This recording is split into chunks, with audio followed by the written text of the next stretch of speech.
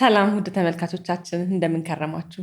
ዛሬ እንግዲህ ስቱዲዮ ውስጥ እንግዳ አድርጌ ጋበዝኩትኝ በተለያዩ ሶሻል ሚዲያዎች ላይ ለነፍሳችንም ለሕይወታችን እረፍት የሚሆኑ የመጽሐፍ ቅዱሳዊ ቃሎችን ወይም ትምህርቶችን እየመገበን ብዙ ጊዜ የምንከታተለው ወንድማችን ዲያቆን ሚኪያስ ዮሐንስን ነው። እንኳን ደህና መጣ።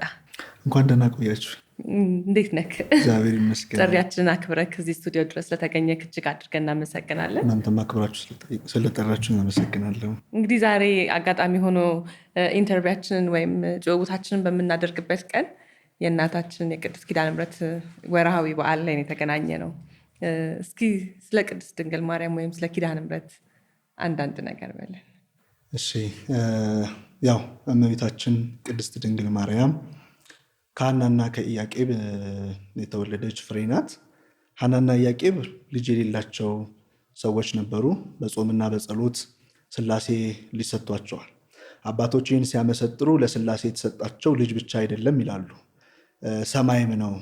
ምክንያቱም የቅዱስ ኤፍሬም ሶርያዊ የሶርያው ሊቀ ጳጳስ በውዳሴ ማርያም ላይ ሲናገር ዳግሚተ ሰማይ ዲበ ምድር አላት፣ በምድር ያለሽ ሁለተኛ ሰማይ አንቺ ነሽ እያለ ያመሰጥራታል። እናም በሚደንቅ ሁኔታ ለሐናና ለኢያቄም የተሰጣቸው ከልጅን ባለፈ ሰማይ ነው። ሥላሴ ከሦስቱ አካል አንዱ የሆነ ወልደ እግዚአብሔር የአብ የባህሪ ልጅ ወልድ ሥጋ የለበሰባት እናታችን ቅድስት ድንግል ማርያም ናትና ያው እመቤታችን ቅድስት ድንግል ማርያም ለኢትዮጵያ ያላት በረከት የአስራት ሀገሯም ከመሆኑ አንጻር በኢትዮጵያውያን በኛ እጅጉኑ የምትከበር የምትወደድ ናት። ዛሬ ደግሞ እንደ አጋጣሚ ቀኑ 16 ነው። ምሕረትን የተቀበለችበት አብ ወልድ መንፈስ ቅዱስ መጥተው የምሕረት እናት እንደሆነች ያረጋገጡበት፣ ለሚያምናት አማላጅነቷን ለሚቀበል እሷን ለሚደገፍ ምርኩዝ ላደረጋት ሁሉ ደግሞ እርሱም ብቻ አይደለ የልጅ ልጆቹ እንዲማሩባት ቃል የተገባላት ቀን ነው ማለት ነው ዛሬ። ደስ ይላል በጣም። ከዚሁ ጋር ተያይዞ እንግዲህ ያለንበትም ወቅት የልደት ጾም ላይ ነው ያለ ነው። ልደት ጾም በተመለከተ ያው ብዙ ጊዜ እንደ መነሻ ዝም ብለው የሚባሉ ነገሮች አሉ። ከሰባቱ አጽዋማት ውስጥ አንዱ ቢሆንም አንዳንድ ጊዜ ያው በተወሰኑ ሰዎች ውስጥ መጾም የሌለበት ጾም አይነት ተደርጎ ይቆጠራል እና እስኪ ስለ ልደት ጾምም በዛው። በጣም በሚደንቅሽ ሁኔታ ጾመ ነቢያትን ወይም የገና ጾምን በተለምዶ የምንለው ጾምን የማይጾሙ ሰዎች የክርስቶስ መወለድ የማይናፍቁ ሰዎች ናቸው። ጾመ ነቢያት ክርስቶስ እንዲወርድና እንዲወለድ ነቢያት አስቀድመው የጾሙት ጾም ነው። ስለዚህ ከጾሙ ሌላኛውም ስሙ የናፍቆት ጾም ጭምር ነው ማለት ነው። ክርስቶስ ከሰማያት ሰማያት ወርዶ ከድንግል ተወልዶ ስጋ ለብሶ በዚህ ምድር ላይ 33 ዓመት ከ3 ወር ተመላልሶ እኛን ማዳኑን እኛን መቤዠቱን የምናይበት የምናስብበት ነው። ስለዚህ አባቶቻችን ነቢያት አስቀድመው ነቢየ እግዚአብሔር ኢሳይያስ ጽድቃችን እንደ መርገም ጨርቅ ተቆጠረ አሉ። መስገዳቸው፣ መጾማቸው፣ በቤተ ክርስቲያን መመላለሳቸው፣ በመሰዊያው መመላለሳቸው ጥቅም አልነበረውም። ከምድራዊ ፈተናዎችና ቅስፈቶች ያድናቸው ነበር እንጂ የዘላለም ሕይወትና ረፍትን አይሰጣቸውም ነበር። ከጨለማው ከድቅድቁ ጨለማ ወደሚደነቀው ብርሃን መውጣት አልቻሉም ነበር።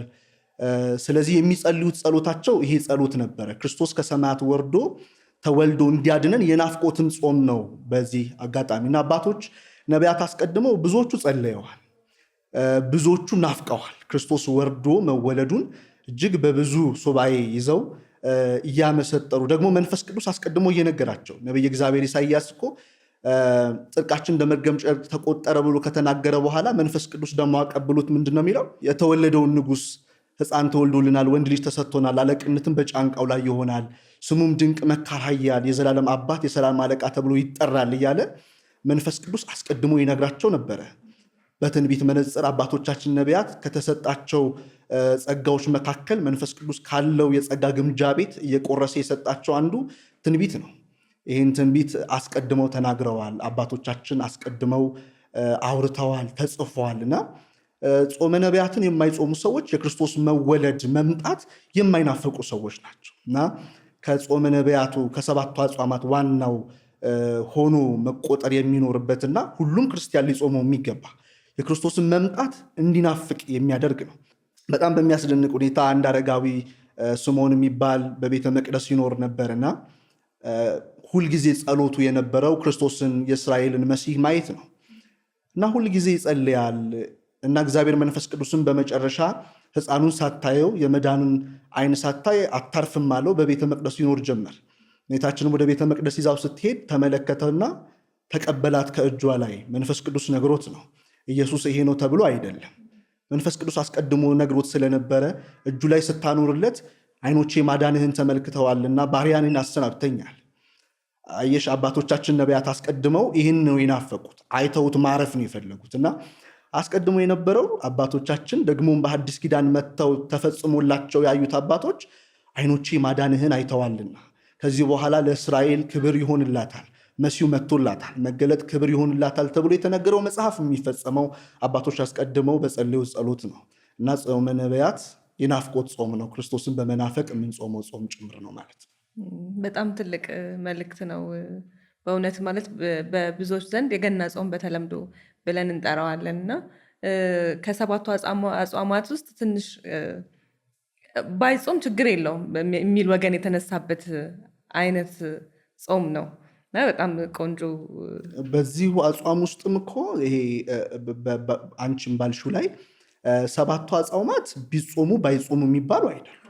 ሰባቱ አጽዋማት ኦርቶዶክሳዊ የሆኑ ሰዎች ሊጾሙት የሚገባ ግዴታ የሆነ ጾም ነው። አንድ ሰው ክርስቲያን ለመባሉ ሊያደርገው የሚገባው የመጀመሪያው ነገር መጾም ነው። የማይጾም ነፍስ እግዚአብሔርን አታከብርም። ነፍሴ ታከብረዋለች የሚለው ሰው ሲጾም ነው። እና የማይጾሙ ሰዎች እንደው ባልጾም ብጾም የሚባል የፈቃድ ጾም አይደለም። ሰባቱ አጽዋማት የሚባሉት ቤተክርስቲያን የተዋህዶ ልጆች ኦርቶዶክስ ተዋህዶ ቤተክርስቲያን ውስጥ የሚኖሩ በዚህ አክሌሲያ ተብላ በተጠራች በክርስቶስ ሙሽራ ውስጥ የታጠሩ ሰዎች፣ የደም ዋጋ የተከፈለላቸው ሰዎች እነዚህን ጾሞች መጾም ግዴታ ነው። ደግሞ በመናፈቅ ቅድም እንዳልነውም በመናፈቅ የሚጾም ጾም ነው እና እንደው ባይጾም የሚባል አይደለም። እንደው ቀኑ በጨመረ የሚባልበት ጾም ነው። ጾሙና ግዴታ የሚሆነ ጾም ነው ልጅ ነው። እስኪ ጾም ለሰዎች በህይወታቸው ውስጥ ምን ትሩፋት አለው ብለህ ታምናለህ? ጾም ሁለት ነገሮችን ማንሳት እንችላለን። በጾም ሁለት ነገሮች መዳን ይችላሉ። አንደኛ ስጋ ይድናል፣ ሁለተኛ ነፍስ ትድናለች።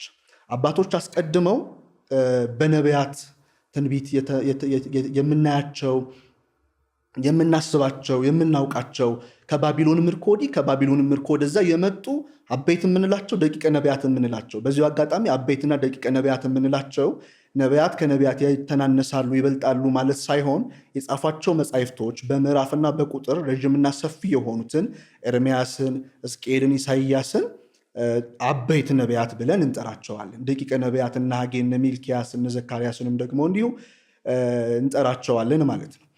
እናም አባቶቻችን ነቢያት አስቀድመው የሚጾሙት ጾም ለነፍሳቸው ምሕረት ባያሰጣቸውም እንኳ ቅድም እንዳልነው ጽድቃችን እንደ መርገም ጨርቅ ተቆጠረ ብሎ ነቢይ እግዚአብሔር ኢሳይያስ የተናገረውን ትንቢት ለነፍሱ ባይሆንም እንኳ ከነበረው በምድር ላይ ከሚመጡት ቅስፈቶች ሁሉ ይድኑባቸው ነበረ። እነ ነቢይ እግዚአብሔር ሙሴ፣ ሊቀ ነቢያት ሙሴ በመጾማቸው ምክንያት እስራኤልም እነሱንም ታድገዋል። እግዚአብሔር ተቆጥቶ የእስራኤልን ሕዝብ ሊያጠፋ ሲል እነሱን ከምታጠፋ ከሕይወት አንድ ላይ እኛን ሰርዘን ስማችንን ብለው ነቢይ እግዚአብሔር ሙሴ የሚናገሩት በጾም ውስጥ ሆኖ ነው፣ በሱባኤ ውስጥ ሆኖ ነው። እግዚአብሔር በጾም ውስጥ የሚለመን አምላክ ነው። በጣም ብዙ ነገሮችን ስናነሳ አበባዎችን ማንሳት እንችላለን።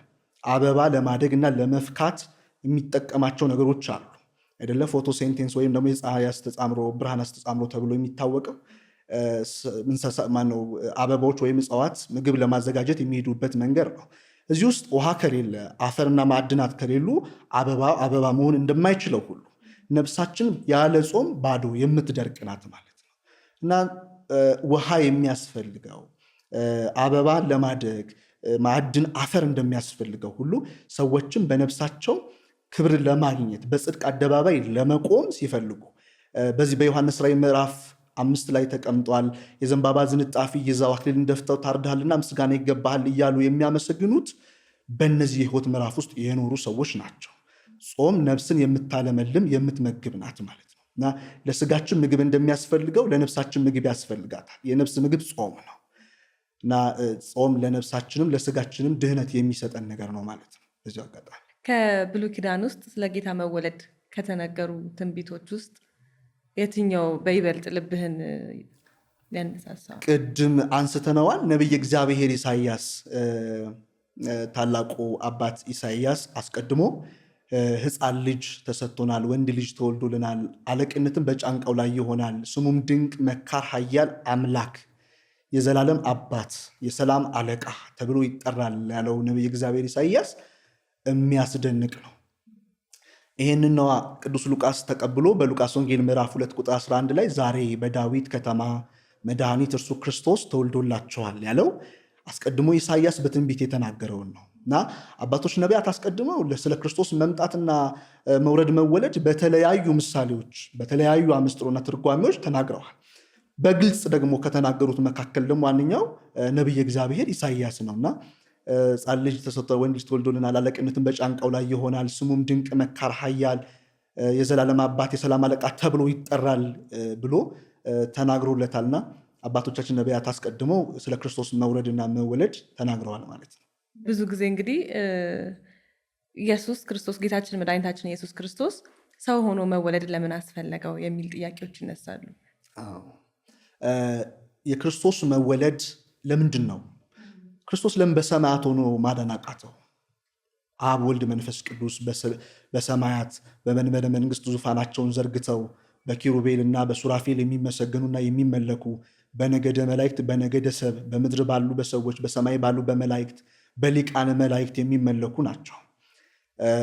እና ለምንድን ነው ታዲያ ከሰማያት ሰማያት ወርዶ ከድንግል ተወልዶ በዮርዳኖስ ተጠምቆ ደግሞ ከሐና ወደ ቀያፋ ተመላልሶ ከጲላጦስ ወደ ሄሮስ ተመላልሶ በመካከለኛው ምስራቅ ዋይና ሙቀት ከፊት ወደ ኋላ እየወደቀ የአይሁዳውያን ጅራፋቸው ከባድ ጅራፍ ነው። እኛ ለቡሄ እንደምናጮህ አይነት ጅራፍ አልነበራቸውም። እነርሱ የድመት ጥፍር የሚመስል መጨረሻው ላይ ሻኩራ ያለው ነው እና ክርስቶስ ተገርፎ ሻኩራው መግረፊያው ብድግ ሲደረግ ስጋውና ደሙን አብሮት ይወስደው ነበረ። ከዛም ይወድቃል። በመካከለኛው ምስራቅ ዋይና ሙቀት የተነሳ አሸዋው ግለት የተነሳ ደሙና አሸዋው ራሱ ላይ ተጣብቆ እናየዋለን። ያቃስታል። ሰዎችን ለማዳን ፍቅሩን እስኬት ድረስ ማሳየት እንዳለበት ክርስቶስ አስተምሯል። ለምንድን ነው ካልን የዮሐንስ ወንጌል ምዕራፍ 13 ቁጥር 13 ላይ ያስተምረናል። እናንተ መምህርና ጌታ ትሉኛላችሁ እንዲሁም ነኝና መልካም ትላላችሁ ይላል። እናንተ መምህርና ጌታ ትሉኛላችሁ። በጌትነቱ ሊፈውሰን ነው የመጣበት ዋነኛ ምክንያት ግን ሊያስተምረን ነው። ሰዎች ክርስቶስን ወርዶ ተወልዶ ያስተማረን ትምህርት እንኳ መተግበር አቅቶናል። የክርስቶስ ዋነኛ ግን የመምጣቱ ሚስጥር ለምንድን ነው? ከሰማያት ተወረደው ስጋ የለበሰው የተገረፈው የተንገላታው ከፊት ወደ ኋላ የወደቀው የሚለውን ተዋርዶ ያዳንን ለምንድን ነው የሚለውን ስናነሳ ለማስተማር እኛን ለማቅረብ አባታችንና አምላካችን እስከምን ድረስ እንደሚወደን የፍቅሩን ጥልቀት ለማሳየት ያደረገው ትልቅ ተስፋና መንገድ ነው። ለዚህም እኮ ነው ኢሳይያስ አሁንም በትንቢቱ በሚያስደንቅ ሁኔታ ስለ መተላለፋችን ቆሰለ፣ ስለ በደላችንም ደቀቀ ይላል። እንወደው ዘንድ እንኳን ደምግባት አልነበረውም። ሰዎች እንዲወዱት መልካም ልብስ አይለብስም ነበር ክርስቶስ። ሰዎች እንዲወዱት መልካም ውድ የሆነ ሽቶ አይቀባም ነበር ክርስቶስ። እንደ ማንኛውም ሰው ነበር ክርስቶስ። ከሐዋርያት ጋር ቀርበው ያላዩት ካልሆኑ በቀር ከሐዋርያት መካከል እንዳንዱ የሚቆጥሩት እንጂ ቆንጆ ወንበር ላይ የሚቀመጥ ሐዋርያት መሬት ላይ የሚቀመጡ አይነት አይደለም ክርስቶስ።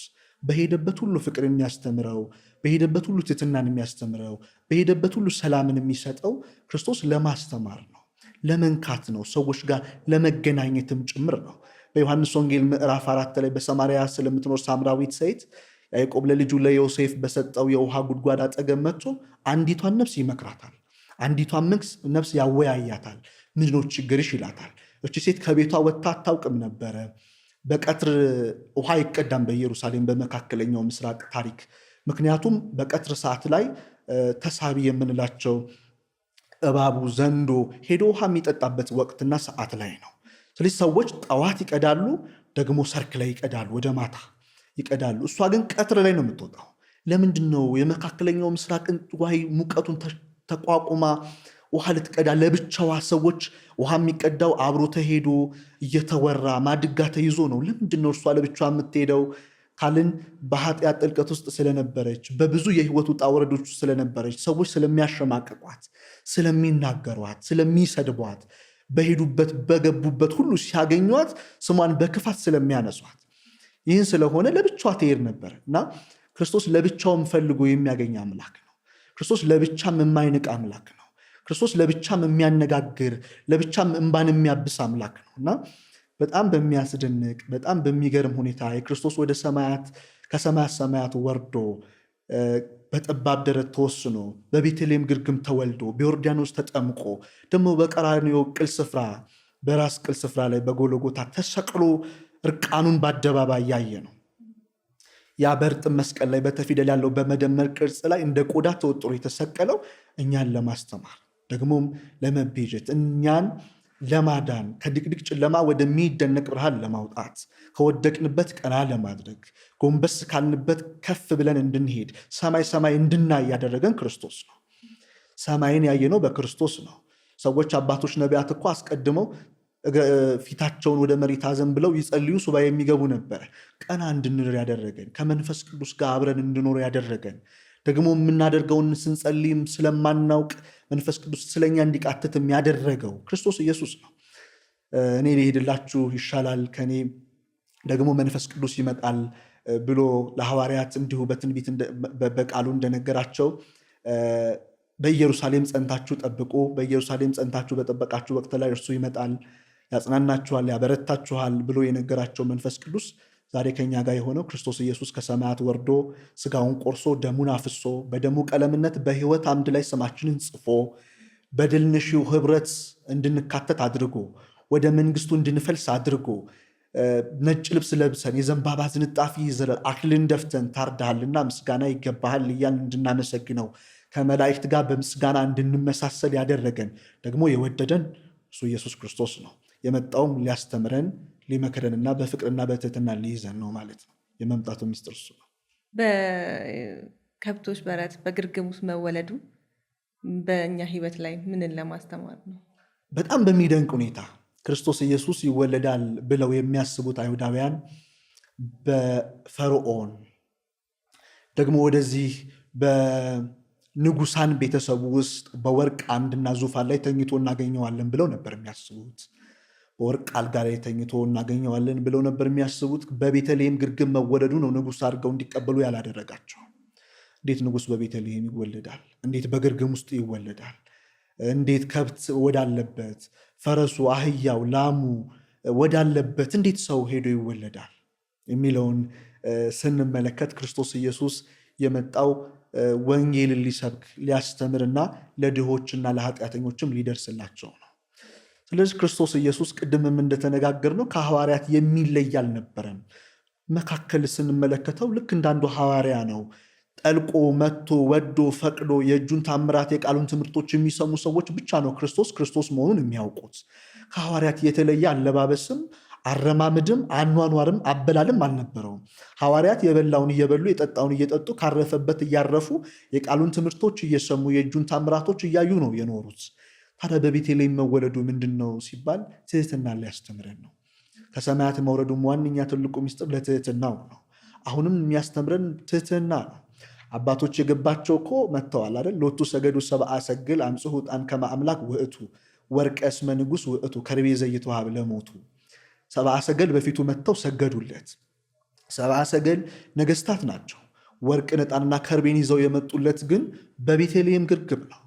ስለዚህ ኢየሱስ ክርስቶስ መድኃኒታችን ኢየሱስ ክርስቶስን በፍቅር በትህትና የሚያስተምረን ይህን ትህትናና ፍቅር ደግሞ ለሰዎች እንድናጋባ ምክንያቱም ሐዋርያው ቅዱስ ጳውሎስ እኔ ክርስቶስን መስያለሁና እናንተ እኔን ምሰሉ እንዳለ ክርስቶስን በመምሰል ውስጥ ስናድግ በትህትና ዝቅ እንድንል ስለሚፈልግ የሁሉ መነሻ ትህትና ስለሆነ ከሰነፍ መስዋዕትነት ይልቅ መታዘዝ ይበልጣል እንደሚለው መታዘዝ ዝቅ ማለት ጎንበስ ማለት በመንፈሳዊ ዓይን ትልቅና ጥበብ ነው። ስለዚህ ክርስቶስ በቤተልሔም የመወለዱ ዋነኛ ምስጢር ክርስቶስ በቤተልሔም ግርግም የማየታችን ዋነኛ ምስጢር ትህትናን፣ ፍቅርን የሁሉም አባትና የሁሉም ወዳጅ እንደሆነ የሚያሳይበት ነው። በቤተ መንግስት ቢኖር ኖሮ ድሃ ቤተ መንግስት አይገባም ነበረ። በቤተልሔም የማይገባ የለም። ድሃውም ይገባል። ነገስታቱም ባለሀብቱም ከፈለጉ ወደ ቤተልሔም መሄድ ይችላሉ። ሁሉም የሚገኝበት ቦታ ነው ቤተልሔም። ስለዚህ ቤተልሔም ተወልዶ ሁላችሁንም ሰብስቤ ደግሞ እንዲሁ በቀራንዮ ላይ ደሜን አፍስሼ አድናችኋለሁ ሲል እንዲህ ተሰብስባችሁ እንዲህ እየታያችሁ እንዲህ ተሰብስባችሁ በቅድስና በልዕልና የምትኖሩበትን ህይወት እኔ እሰጣችኋለሁ። በሚቆረሰው ስጋዬ በሚፈሰው ደሜ እናንተን አድናችኋለሁ ሲል በቤተልሔም ግርግም ተወልዶ በትህትናና በፍቅር አየ ነው ማለት ነው። እና የፍቅርና የትህትናን ገበያ ሊያስገበየን እንድንሸምት ሊያደርገን በቤተልሔም ግርግም ተወልዶ አይተነዋል። ስለ ንጽህናና ቅድስና በመጽሐፍ ቅዱስ አስተምህሮት ውስጥ እንዴት ይገለጻል? ንጽህናና ቅድስና በተለይ በዚህ በአዲስ ኪዳን ክርስቶስን የመምሰል መንገድ ነው። መንጻት ለክርስቲያን ወጉ ነው። መንጻት ለክርስቲያን ግዴታው ነው። ምክንያቱም ክርስቶስ በደሙ የተቤጀን፣ ክርስቶስ በደሙ ያዳነን፣ ስጋ የተቆረሰ ዋጋ የተከፈለልን ልጆቹ ነን። ዋጋ ተከፍሎልናል ማለት ደግሞ ክርስቶስ በደሙ አድኖናል ማለት ደግሞ ስጋውን ቆርሶልናል ማለት ደግሞ ራሳችንን ድህነታችንን ጠብቀን እንድንኖር ያደርገናል ማለት ነው። ንጽህና በክርስቶስ ኢየሱስ የማመንና እርሱን በመምሰል ውስጥ የማደግ መንገድ ንጽህናን ይሰጣል። መቀደስ ደግሞ ከእርሱ ነው። ሰዎች በንጽህና ሲኖሩ፣ ሰዎች ንጽህናቸውን ጠብቀው በዕለት ተዕለት ክርስቶስን በመምሰል ህይወት ውስጥ ሲጓዙ እግዚአብሔር መንፈስ ቅዱስ ከሚሰጠን ዋነኛና አስፈላጊ ነገሮች መካከል ወይም መክሊቶች መካከል ቅድስና ነው፣ መቀደስን ነው። ክርስቶስ በደሙ እንደቀደሰ ያንን የቅድስና ህይወት ይዘን አስፍተን መንገዱን ሁሉ ተቆጣጥረን በቅድስና ውስጥ ስንኖር በሰማይ ያለውን በጉ ብርሃን በሚሆንባት አዲስቷ ከተማ የሚሰጠን የህይወት ምዕራፍ አለና መቀደስ ክርስቶስን መምሰል ነው፣ ወይም ደግሞ ክርስቶስ በመምሰል ውስጥ የሚሰጠን የጸጋ ህይወት ነው። መንጻት ደግሞ እርሱን በመከተል ውስጥ የመኖር ህይወት ነው። ስንኖር ክርስቶስን በመምሰል መንገድ ውስጥ ስንጓዝ፣ አባቶቻችን አስቀድመው የተጓዙበትን መንገድ አስከትለን ስንሄድ፣ በዚህ የህይወት ምዕራፍ ውስጥ ስንሄድ የሚሰጠን ትልቁ በረከት ንጽህና ነው።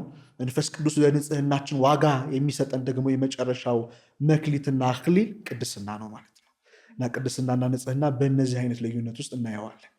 አንድ ክርስቲያን ይህንን ነገር ለመለማመድ ምን ማድረግ አለበት? እንግዲህ እዚህ ምድር ላይ ስንት ኃይሎች አሉ? ሁለት ኃይሎች አሉ። አንደኛው በመላእክትም በሰውም ህሊና አእምሮ ታስቦ ተመርምሮ የማይደረስባቸውን ፍጥረታት ፈጥሮ ገዝቶ የሚያኖር ዓለማት ሳይፈጠሩ በፊት የነበረ ዓለማትንም አስገኝቶ ያለ ዓለማትንም እንደ መጎናጸፊያ ጠቅልሎ የሚኖር በሰማይ መባረቅትና ደመናዎች የሚታዘዙለት መላእክትና ሊቃነ መላእክት በፊቱ የሚሰግዱለት በምድር ያሉ ሰዎችና አንደበታቸው ሁሉ የሚዘምርለት የገነትና የበረሃ እጽዋቶች ስለ ቅድስናው የሚያጨበጭቡለት ድንቅ ኃይል አለ። እርሱም እግዚአብሔር ነው፣ ቅዱሱ ኃይል።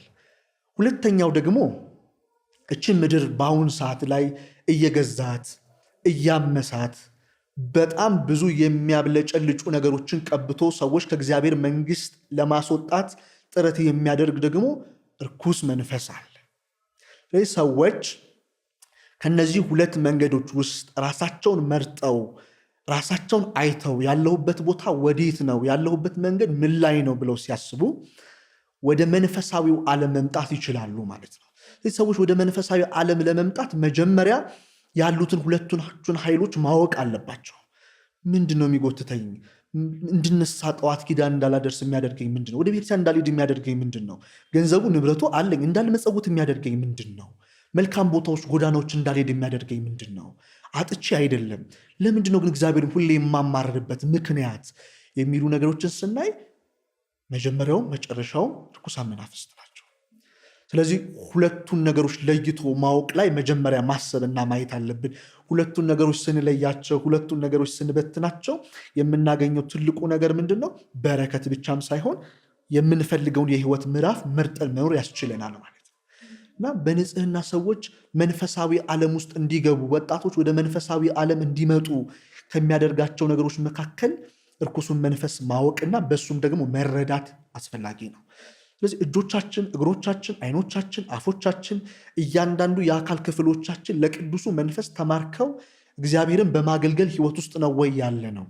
ወይስ ደግሞ ለርኩሱ መናፍስ ተማርከን እጆቻችን ኃጢአትን እያደረጉ፣ እግሮቻችን ወደ ኃጢአት ቦታ እየሄዱ፣ አይኖቻችን ኃጢአትን እያዩ፣ አፎቻችን ኃጢአትን እየተናገሩ ነው ወይ ያሉት?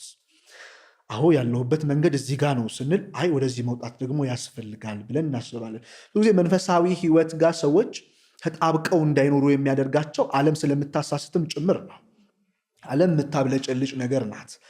ሰዎች ምርኩዝ ነው ብለው የሚያስቡት እንደ አለት የጸና ምርኩዝ የላትም አለ። ዓለም በምትሮጭበት ጊዜ፣ ገንዘብ ባለሽ ጊዜ የምትሆኝ ይመስልሻል። ዓለምን ሁሉን የምትቆጣጠር ይመስልሻል። በዓለም ላይ በምድር ላይ በጣም ብዙ ሰዎች ዓለምን አንድ አድርገው መግዛት የሚፈልጉ ነገስታት ተነስተዋል። ትልልቅ ኢምፓይሮች ተፈጥረዋል። ነገር ግን ዓለምንም ህዝብንም አንድ አድርገው መግዛት አልቻሉም። ዓለምንም ህዝብንም አንድ አድርገው ሊገዛ የቻለ ኢየሱስ ክርስቶስ ነው። እሱ ሲገዛ በፍቅር ስለሆነ ማለት ነው። እና ሰዎች መጀመሪያ ማወቅና መረዳት ያለባቸው ከቅዱሱ መንፈስ ወይም ከመንፈሳዊ ህይወት ውስጥ ገብቶ ለመኖር ርኩሳን መናፍስት እንዳሉ ተረድቶ የእነሱን መንገድ አውቆና ጠንቅቆ ከነሱ መንገድ ውስጥ ላለመሄድ በምታደርጊበት ጥረት ውስጥ ያሉ ህመሞችን እየታመሙ ከፍ ማለት ነው። ሰዎች ህመም የላቸውም ማለት አይደለም። አንዴ ብድግ አድርገሽ ሰዎች በኃጢአት በበደል ውስጥ ኖረው በምድር ላይ የተመላለሱ በጣም ብዙ የእርኩሰት የኃጢአት የበደል ስራዎችን ሰርተው ኖረው በአንድ ቀን ተመልሳችሁ ጹሙ፣ እስከ 12 ሰዓት ጹሙ፣ እንደዚህ አድርጉ ማለት አይቻልም። እና ወደ ቅዱሱ መንፈስ ተመልሰው ከእግዚአብሔር መንፈስ ቅዱስ ጋር አብረው ሆነው መንፈሳዊ ነገርን እየተለማመዱ በመንፈሳዊ ህይወት እንዲኖሩ የሚፈልጉ ከሆነ መጀመሪያ ያለባቸውን መንገድና ህይወት በደንብ ጠንቅቀው እንዲያውቁ ማድረግ አስፈላጊ ነው። እነሱም ጠንቅቀው ማወቅ አለባቸው ማለት ነው። እና ፔን አለው፣ ህመሞች አሉት። ዝም ብሎ ብድግ ተብሎ ከዓለም ወደ መንፈሳዊነት ለመምጣት እንዲህ እንደምንነጋገረው፣ እንደምናወራው፣ እንደምናስተምረው ቀላል ላይሆን ይችላል። ምክንያቱም 30 ዓመት አንድ ሰው 30 ዓመት የሞላው ሰው 30 ዓመት ሙሉ የተለማመደው ልምምድ አለ። በአንድ ቀን 30 ልምምድን 30 ዓመት የተለማመደውን ልምምድ ትተህ እና ከኔ ጋር ወደዚህ ጋር ገባ የምትይው ነገር አይደለም። እና መፍረስ ያስፈልጋል። ፈርሶ መሰራት ይፈልጋል። መነቃቀል ይፈልጋል። ስትነቃቀይ ደግሞ ፔኖች፣ ህመሞች አሉት። ወደ መንፈሳዊው ዓለም ስትመጪ የምትታመሚያቸው ህመሞች አሉ። ትላንትና እኮ ንብረቱ ነበረኝ፣ ገንዘቡ ነበረኝ። ወደ መንፈሳዊው ዓለም ስመጣ ገንዘቤ እኮ ጠፋ፣ ንብረቴ እኮ ጠፋ። እኔ የምለው ነገር በጣም ብዙ ነገሮች ነበሩኝ። አሁን እኮ አንዳችም ነገር የለኝም። የትላንትናው ዓለም ይሻል ነበር፣ የትላንትናው ህይወት ይሻል ነበር የሚሉ ሰዎች አሉ። መንፈሳዊ ህይወት የምናድግበት ህይወት ነው። መንፈሳዊ ህይወት ቀራንዮን እየተመለከትን የተሰቀለውን ክርስቶስ ኢየሱስ ደሙና ስጋውን እየበላን እየጠጣን የከፈለውን ዋጋ እያሰብን ደግሞ የሚያቃስተውን ለእኛ ሲል የተከፈለውን ዋጋ እየሰማን የምንሄድበት ተራራ ነው። ተራራ ላይ ስንወጣ ደግሞ እሾዎች አሉ፣ ጋሬጣዎች አሉ፣ ቆንጥሮች አሉ፣ ድንጋዮች አሉ። ዝም ብሎ ተራራ አይወጣም። ቅዱሱ እረፍት የምንወጣበት የመጨረሻው የጽድቅ አደባባይ ለመድረስ በጣም ብዙ መከራዎችን እጅግ በጣም ብዙ ፈተናዎችን አይተን ነው ወደዛ ወደ እረፍት ተራራ ወደ መስቀሉ ስር የምንደርሰው። እና ፔኖች አሉ፣ ህመሞች አሉ። እና ወደ መንፈሳዊ ዓለም እንዳይመጡ ወጣቶች ከሚያደርጋቸው አንደኛውም ነገር ይህንን ህመም ይህንን ፔን ሽሽትም ጭምር ነው። የብዙ ሰዎች አለመረዳት ደግሞ የግሎባላይዜሽኑ ይህ እርድና የሚመስለን ወጣትነት የሚመስለን ከእግዚአብሔር መንግስት መራቅ መንፈሳዊነትን መተው የሚመስለን ሰዎች አለን። መንፈሳዊነትስ የህይወትን ምዕራፍ የሚቀይር አራዳ የሚያደርግ ነው። ሰዎች አራዳ ከተባሉ አራዳ የሚባሉት ክርስቶስ ኢየሱስን በማመን የሚያደርጉት ጉዞ ነው። ምክንያቱም መጨረሻ ላይ ያለው ሽልማት የሚያልቅ ዘመናቸውም የሚገታ አይደለም። በምድር ላይ ያሉ እርድና የሚሰጧቸው ሰዎች አሉ። በጣም በሚደንቅ ሁኔታ ሰዎች ኖረው በእርድና ታውቀው ከሌኳ አራዳ ነው በጣም የሚገርም እኮ ነው ምናምን ተብለው መጨረሻቸውን ስትመለከች አይሆኑ ነገር ውስጥ ገብተው ታያቸዋለች። አንዳንዶቹ ደግሞ እግዚአብሔር መንፈስ ቅዱስ የረዳቸው ይሄማ እርድና አልነበርም ብለው ከብዙ ጊዜያት በኋላ ወደ እግዚአብሔር መንገድ ተመልሰው ወደ ቅዱሱ ዓላማ ተመልሰው በመንፈሳዊ ህይወት ራሳቸውን ከፍ አድርገው ደግሞ የምናያቸው ሰዎች አሉ። ነገር ግን እርድና በክርስቶስ ኢየሱስ በማመን የሚደረግ የህይወት ምዕራፍና መንገድ ነው። ይህን ምዕራፍና መንገድ የሚከተሉ ሰዎች እነሱ አራዳዎች ናቸው። ምክንያቱም የመጨረሻው ሽልማት የመጨረሻው አክሊላቸው የዘላለም ነው። የሆነ ጊዜ ተሰጥቶ የሆነ ጊዜ የሚጨበጨብለት አይደለም። የሆነ ሰዓት ተጨብጭቦ የሆነ ሰዓት የሚወርድ ነገር አይደለም። ዓለም የሚያጨበጭብላቸው ሰዎች ጊዜ ጠብቀው ጊዜ አይተው ይክዷቸዋል። ሰዎች መልካም ቆንጆ ናት የተባሉትን ሴት ከሆነ ጊዜ በኋላ ከሆነ ወቅቷ በኋላ ሰዎች እንዳልተፈጠረች ሁሉ ያደርገው ይረሷታል። ቆንጆ ነች ብለው ያጨበጭቡላትን ሴት ትላንትና ጎበዝ ነው እሱ እኮ አራዳ ነው እሱ እኮ እንደዚህ ነው ተብሎ የተጨበጨበለት ሰው ማንም ዞር ብሎ አያየውም። ምክንያቱም የዓለም የመጨረሻው ክፍልያ ምድር ላይ መረሳትን ነው የሚያመጣው። የሰማይ የመጨረሻው ክፍያ ለዘላለም መኖርን ነው። ስለዚህ እርድና ለዘላለም ማሰብ ነው ማለት ነው እና ሰዎች በእርድና መኖር የሚፈልጉ መንፈሳዊነትን በማጎልበት የሚፈልጉና ጥበብን ማወቅ የሚፈልጉ ከሆነ በመንፈሱ ዓለም መጥተው ከመንፈስ ቅዱስ ጋር የሚያደርጉት ጉዞ የመጨረሻውን የድል አክሊል የሚያደርጉበት ድል ነሺዎች ህብረት በሚባለው በዛ በሚያስደንቀው በጉ ብርሃን በሆነባት ሰዎችን መላእክትን በማያቋት ሥላሴ ፈጥረው ሰርተው በተጠበቡባት በዛች ልዕልት በሆነች በምድር እንገልጸው ዘንድ ልዕልት አልናት እንጂ በሰማይ በምድርም ወደር የሌላት ስም የማይጠራላት መሳይም አቻም የሌለባት ያችን ቦታና ርስት የምንወርስበት የህይወት ምዕራፍ ነው ማለት ነው እና ሰዎች ወደ መንፈሳዊነት ዓላማ እንዲገቡ ራሳቸውን በማሰብ ቅዱሱን ዓላማ በማወቅ ደግሞ ያሉበትን በመመርመርና በመረዳት ህይወታቸውን ማሳመር ይችላሉ ማለት ነው። ቅድም እንግዲህ አንተ በንግግርህ ውስጥም እንዳነሳኸው ብዙ ጊዜ ወደ ቤተክርስቲያን ወደ እግዚአብሔር ሰዎች ሲጠጉ ብዙ ነገራቸውን ያጣሉ እና ብዙ ጊዜ ወደ አንተ ስመጣ እንደዚህ ሆንኩኝ፣ ወደ አንተ ስመጣ ለምን እንደዚህ ሆናለሁ? ከመጽሐፍ ቅዱስም ጀምሮ ከጌታችን መድኃኒታችን ከኢየሱስ ክርስቶስ ከእመቤታችን ከሐዋርያቶች ጀምሮ የነበራቸው ህይወት ምናልባት ለምድራዊው እኛ ካልነው የስቃይ ነበረ እና አሁን ላይ ሰዎች ብዙ ጊዜ ወደ እግዚአብሔር ሲመጡ ንብረታቸውን ሲያጡ ወይ በጣም ሲፈተኑ አንተ ጋር መምጣት ያስፈትናል ወይ? ለምንድነው ወደ አንተ ስመጣ የምፈተነው ብለው ያነሳሉ። ይሄ ከምን አንጻር ይታያል በመጽሐፍ ቅዱስ ውስጥ? በጣም በሚያስደንቅ ሁኔታ እግዚአብሔር የሚፈትነው የሚወዳቸው ነው። አባት የሚፈትነው ልጁን ሲተማመንበት ብቻ ነው። 5 ኪሎ ማንሳት ያለበትን ልጅ 10 ኪሎ ወይም 20 ኪሎ አንሳት ይሁን በእድሜውና በቁጥሩ ልክ በአቅሙ ልክ ነው አንሳ ሂድ ስራ የምትየው። እግዚአብሔር የሚወዳቸውን የሚፈልጋቸውን የእርሱ የሆኑትን ሰዎች በሙሉ ይፈትናቸዋል። ለወርቅ መፈተን መንጠር ነው፣ ለሰው መፈተን መክበር ነው እና ሰዎች ሲፈተኑ ይከብራሉ። እግዚአብሔር የሚፈልጋቸውን የእርሱ የሆኑትን ልጆቹን በሙሉ በፈተና ውስጥ አልፈው እግዚአብሔርን አውቀውት እንዲኖሩ ይፈልጋል። እግዚአብሔር እጅሽ ባዶ ሆኖ እርሱ መገኘትን ይፈልጋል። ለካ ያላንተ ምንም አልችልም እስክቲ ድረስ ሊተውሽ ይችላል። መጀመሪያ አካባቢ በመንፈሳዊ ህይወት ስትመጪ አባቴ ስትዩ አቤት ይላል። እንዲህ ስትዩ ይሰማሻል። ይህን አድርግልኝ ስትዩ ሰዓታትም ጊዜያትም አይፈጅብሽም። እየቆየሽ ስትመጪ አባት ስትዩ ድምፁን አያሰማሽም። እጆቹም ይርቁሻል። ምንድን ነው? ወደ አንተ ውስጥ እየመጣው በመጣው ቁጥር ስሰግድ፣ ስጾም፣ ስጸልይ፣ ስጋውን ስበላ፣ ደሙን ስጠጣ፣ በቤተ መቅደስ ውስጥ መመላለስ ሳበዛ ትርቀኛለህ እንዴ? መፈተን ፈልጎ እንድትከብሪ ስለሚፈልግ ለካ ያለማንም አጋዥነት እሱ ብቻ ትክክለኛ ምርኩዝ እንደሆነ እንደ አለት የጸና ህይወትን የሚባርክ እሱ ብቻ እንደሆነ እንድታውቂ ይፈልጋል። ልጆቹ ከፍ ባሉ ቁጥር ልጆቹ በመንፈሳዊ ህይወት እና ጥበብ ባደጉ ቁጥር እግዚአብሔር የሚፈትናቸው ፈተና እንዲሁ በሚያስደንቅ ሁኔታ እየጨመረ ይመጣል። ቅዱስ ኢዮብን መመልከት ለዚህ በጣም አስፈላጊ ነው። ኢዮብ በፈተናዎች ውስጥ የምናየው ሰው ነው። የመጨረሻው ሰው ግን ጓደኞቹ መጥተው ሚስቱ ጭምር አንተ ቆይ የምታመልከው አምላክ አምላኬ ነው የምትለው ጌታዬ ነው የምትለው ልጆችህን በአንድ ቀን ንብረትህን በአንድ ቀን ያየኸውን የሰማኸውን ሁሉ የምታበላ የምታጠጣ ወራጅ መጪውን ሁሉን ነገር የምታደርግ አንተ እንዴት ትፈተናለህ? እንዴት አሁን ምግብ ትለምናለህ? ሁሉ ነገር አልቆ ንብረትም ገንዘብም አይደለም። ኢዮብ ደግሞ ስጋው ሁሉ ውስጥ ያለው አጥንት ሟምቶ አልቆ በገል ራሱንና ስጋውን እስኪያክ ድረስ እስኪሸት ድረስ ቅዱስ ኢዮብ የተፈተነበት ዋነኛ ምክንያት እግዚአብሔር ስለሚተማመንበት ነው። ሰይጣን ወደ እግዚአብሔር ቀረበና ኢዮብን ልፈትነው እፈልጋለሁ አለ። እግዚአብሔርም ኢዮብ እንዳትፈትነው ይወድቅብኛል አላለም። ከነፍሱ ውጭ የፈለግከውን አድርገው እግዚአብሔርን እኔን እንደሚተማመን እኔን እንደሚወደኝ ደግሞ የሚያመሰግነው ስለሰጠሁት ሳይሆን ስለፈጠርኩትና ስለሚያመልከኝ ጭምር ያመሰግነኛል አለ። በጣም በሚያስደንቅ ሁኔታ ህዝብ ሁሉ ተሰብስበው ሰዎች፣ ጎረቤቶች፣ አዝማዱ ሁሉ ሚስቱ ሁሉ ተሰብስበው እንዴት እንዲህ ባዶ ያደርግሃል ብለው ሲሉት እግዚአብሔር ሰጠ፣ እግዚአብሔር ነሳል። የሰጠውን መጀመሪያ እግዚአብሔር ነበር። አንዳንዴ ፈተናችንን የምናቀልባቸው መንገዶች አሉ። የብዙዎቻችን መፈተናችን መበሳጨታችን ምንድነው የሚሆነው? ራሳችንን የምናስቀምጠው በብርጭቆ ውስጥ ስለሆነ ነው።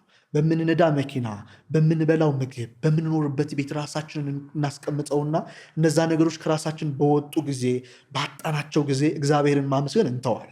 የማመስገናችን ምስጢር የምንነዳው መኪና እስኪመስል ድረስ፣ የማመስገናችን ምስጢር የምንኖርበት ቤት እስኪመስል፣ ቆንጆ ልብሳችን እስኪመስል ድረስ እግዚአብሔርን የምናመሰግነው ስላዳንን ጭምር ነው። አባቶች አስቀድሞ ክርስቶስ ኢየሱስ ተወልዶ ወርዶ ተሰቅሎ ሳያድናቸው በትንቢት እየጠበቁት እንዲህ ታምነውለት ኖረዋል። ዛሬ መንፈስ ቅዱስ እየረዳን ደግሞ እንደሞተ እያወቅን ደግሞ ለእኛ ሲል ወደ መቃብር ገብቶ የትንሣኤያችን በኩር ነውና ትንሣኤውን አሳይቶ ጉምን እየረገጠ ደመናን በትኖ ወደ ሰማይ ወደ አባቱ እቅፍ የሄደ ክርስቶስን ኢየሱስ ተመልክተነዋል፣ አይተነዋል። ይህን ጌታ ይህን አምላክና ይህን ንጉሥ ደግሞ የምናመሰግነው ዛሬ ስፔሻሊ ደግሞ አዲስ ኪዳን ላይ ስለተሰጠን ንብረቶችና ገንዘቦች አይደሉም። ከዚህ በኋላ የምናመሰግንበት ትልቅ ነገር አይሰጠንም። እውነት ለመናገር የተሰጠን የመጨረሻው ነው። አባት የሰጠው ልጁን እኮ ነው። ከዚህ የበለጠ ትልቅ ውድ ስጦታ አሰጭኝ። አንቺን ጠይቄ ምን ብሰጭኝ የመጨረሻው ስጦታሽ ብልሽ ልሰጭኝ የምችው የመጨረሻው ስጦታሽ ልጆችሽ ናቸው። እርሱም እኮ የሰጠው ልጆቹን ነው። ልጁን የሰጠው እና ክርስቶስ ኢየሱስ የሰጠው የመጨረሻው ነገሩ ራሱን ነው። ደግሞ አዋርዶ ራሱን የሰጠው እርቃኑን ተገርፎ ከፊት ወደ ኋላ እየወደቀ መስቀል ተሸክሞ ስጋው እየተቆረሰ ደሙ እየፈሰሰ ስለኛ መዳን የተሰቀለ የሞተ አምላክና ጌታ ነው ያለን። ሐዋርያትን ክርስቶስን ሊይዙት በመጡ ወቅት ላይ በዮሐንስ ወንጌል ምዕራፍ 18 ላይ ስንመለከት ሐዋርያትን ክርስቶስን ሊይዙ በመጡ ጊዜ ሐዋርያትን ያዟቸው ይላል እና ክርስቶስ ኢየሱስ ምንድን ነው ያላቸው? እነርሱን ልቀቁ፣ እኔን ይዛችሁኝ ሂዱ አላቸው። ክርስቶስ እኛን ፈቶ እርሱ የተያዘ ነው። እኛ እኮ በርባን ነን፣ የታሰር ነው። ኃጢአት፣ በደል፣ ርኩሰትና አመፃ ስናረግ የኖር ነው። በእኛ ፈንታ ግን የገባው እርሱ ነው። በርባን መፈታቱ እኛ መፈታታችን ነው። ትላንትና ህይወታችን ተጎሳቅሎ ትላንት በጽድቅ አደባባይ ሳንኖር ኃጢአትን፣ በደልን፣ ርኩሰትን እያደረግን ገንዘብ አድርገን ያለ ኃጢአት ስራ የሌለ ይመስል ኃጢአት ላይ ተጥደን ኖረን በጽድቅ ህይወታችንን ለመለወጥ እርሱ በርባን ሆኖ እኛን ፈታን። እናንተ ኑሩ አለ። እሱ ዝቅ ብሎ እናንተ ጎንበስ በሉ አለ። እሱ ተራቁቶ እናንተ የጸጋ ልብስ ልበሱ አለ። እርሱ ተርቦ እናንተ ብሉ አለ። እርሱ ተጠምቶ እናንተ እርኩ ጠጡ አለ። እናንተ ቀና በሉ አለ። እርሱ ጎንበስ ብሎ ተሰቅሎ እሱ መስቀል ተሸክሞ ወደ መሬት እየወደቀ እናንተ ቀና ብላችሁ ሰማዩን እዩ አለ። እና መድኃኒታችን ኢየሱስ ክርስቶስ የከፈለልን ዋጋ የሰጠን ነገር ሁሉ በሚያስደንቅ ሁኔታ አባቶች ነቢያት አስቀድመው በትንቢት ነው የሚያውቁት። ይመጣል፣ ይወርዳል፣ ይወለዳል ብለው የሚጠባበቁት እኛ ዛሬ አይተነዋል። ስጋውን በልተናል፣ ደሙን ጠጥተናል። እርሱ ከኛ ጋር አለ እና መንፈስ ቅዱስን ደግሞ ልኮልን እንድንበረታ አድርጎናል። ከመንፈስ ቅዱስ ጋር አብረን ነው የምንኖረው። ክርስቶስ ኢየሱስን መንግስት እየተጠባበቅን አንዳችን ለአንዳችን ስንደክም እየጸለይን የመጨረሻዋን ሕቅታ እስክንወስድ ድረስ ደግሞ እግዚአብሔር መንፈስ ቅዱስ ከድል ነሾች ህብረት ጋር እስኪቀላቅለን ድረስ የምድር ጉዟችንን በዚህ መልኩ እናደርጋልና ህይወታችን በዚህ መልኩ እየቃኘ ነው፣ በዚህ መልኩ እያሳመር ነው መኖራችን አስፈላጊ ነው ማለት ነው። እንዳልከው እንግዲህ በጣም ሁሉም ሰው ምናልባት የእግዚአብሔርን መምጣት የእግዚአብሔርን በህይወት ውስጥ ማየት ካለው ከምድራዊ ነገሩ ጋር ማነጻጸር፣ ማወዳደር ከተደረገለት ከምድራዊ ነገሩ ጋር ይሆናል እና እንደውም አሁን ባለንበት ጊዜ በጣም ብዙ ወጣቶች በጣም ብዙ ፈተናና ጽናትን እንድናነሳው ፈልጌ ነው። በጣም ብዙ ወጣቶች ራሳቸውን የሚያጠፉበት ጊዜ ነው። ነገሮችን መቋቋም ከመቻላቸው በቃ ይሄ በቃ ከብዶኛል፣ እኔ በቃ አልችልም እያሉ ብዙ ሰዎች እያየንም ነው። አሁንም በቃ ልንሞት ነው እያሉ የሚጽፉ ብዙ ሰዎች አሉ እና ይሄ አንደኛ ከመጽሐፍ ቅዱስ አንጻር ራስን ማጥፋት፣ የራስን ህይወት ማጥፋት እንዴት ይታያል? ሁለተኛ ደግሞ እንዴት ነው ይህንንስ ጊዜ ማለፍ የሚቻለው ብለህ ታስባለህ? አንድ በጣም ቆራጥ የሆነ ንግግር እዚህ ጋር ልናገር። ሰዎች ራሳቸውን ካጠፉ ወደ እግዚአብሔር መንግስት መግባት አይችሉም። ይሄ በጣም አስፈላጊ ነገር ነው እና እንደው ከዚህ ምድራዊ ህይወት ለመገላገል ብለው ራስን የሚያጠፉ ሰዎች ከእግዚአብሔር መንግስት እየተለዩ መሆናቸውን በደንብ መረዳትና ማወቅ ይኖርብናል። የመጀመሪያው ሰዎች ራሳቸውን የሚያጠፉበት ምክንያታቸው የእግዚአብሔርን መንግስት አለማወቅ፣ ፍጻሜያቸውን አለመረዳት ነው ብዬ አምናለሁ። የሚኖሩት ለዚህ ዓለም ብቻ ነው ማለት ነው። በእርግጥ ሰላምና ጸጥታ፣ ፍቅርና ደስታ ያለው በእግዚአብሔር እጅና እቅፍ ውስጥ ነው። ምክንያቱም በዓለም ጥናት ደረጃ ራሳቸውን የሚያጠፉ ሰዎችና ዜጎች የሚበዙባቸው አውሮፓውያን ናቸው። ለምንድነው ራሳቸውን የሚያጠፉት? ገንዘብ አላቸው፣ ንብረት አላቸው፣ በዚህ በደንብ እንዲያዳምጡ የምፈልገው ገንዘብ የለኝም፣ ንብረት የለኝም፣ ህይወቴ እየተሳካልኝ አይደለም የሚሉ ሰዎች በደንብ እንዲገነዘቡት የምፈልገው ነገር ይሄንን ነው። እና አውሮፓውያን ምን አጥተው ነው የሚሞቱት? ለምንድን ራሳቸውን የሚያጠፉት? ለምን ሀዲድ ውስጥ ገብተው የሚጠፉት? ለምንድን መርዝ ጠጥተው ራሳቸውን የሚያጠፉት? ከፎቅ ላይ ለምን ራሳቸውን ጥለው ተከስክሰው የሚሞቱት? ምክንያቱ ምንድን ነው? ቆንጆ ኢኮኖሚ ያላቸው ሀገራቶች ናቸው። እና ምንድን ነው አንዳንዶቹ መኪና የሚነዷቸው መኪናዎች ዛሬ ድረስ ኢትዮጵያ ያልገቡ ነው የሚነዷቸው መኪናዎች ምርት ተጠብቀው 2025 ነው ብለው 2024 ነው ብለው ነድተው መርጠው ለብሰው በጣም አንዳንዶቹ ልብሳቸው ከሰዎች ጋር በመመሳሰሉ ምክንያት ልብሳቸው ላይ ወርቅ ጨምረው ለብሰው የሚኖሩ ሰዎች ራሳቸውን ያጠፋሉ። ለምንድን ነው ከተባለ እቺ ዓለም የምትሰጠው ደስታ፣ እቺ ዓለም የምትሰጠው ሰላም የውሸት ስለሆነ ነው። ዓለም ኃጢአትና በደልን ትሰጣለች፣ ደግሞ በብልጭልጭ ነገር ታታልላለች እንጂ አማናዊና የጸናውን ሰላም የሚሰጥ ክርስቶስ ኢየሱስ ብቻ ነው።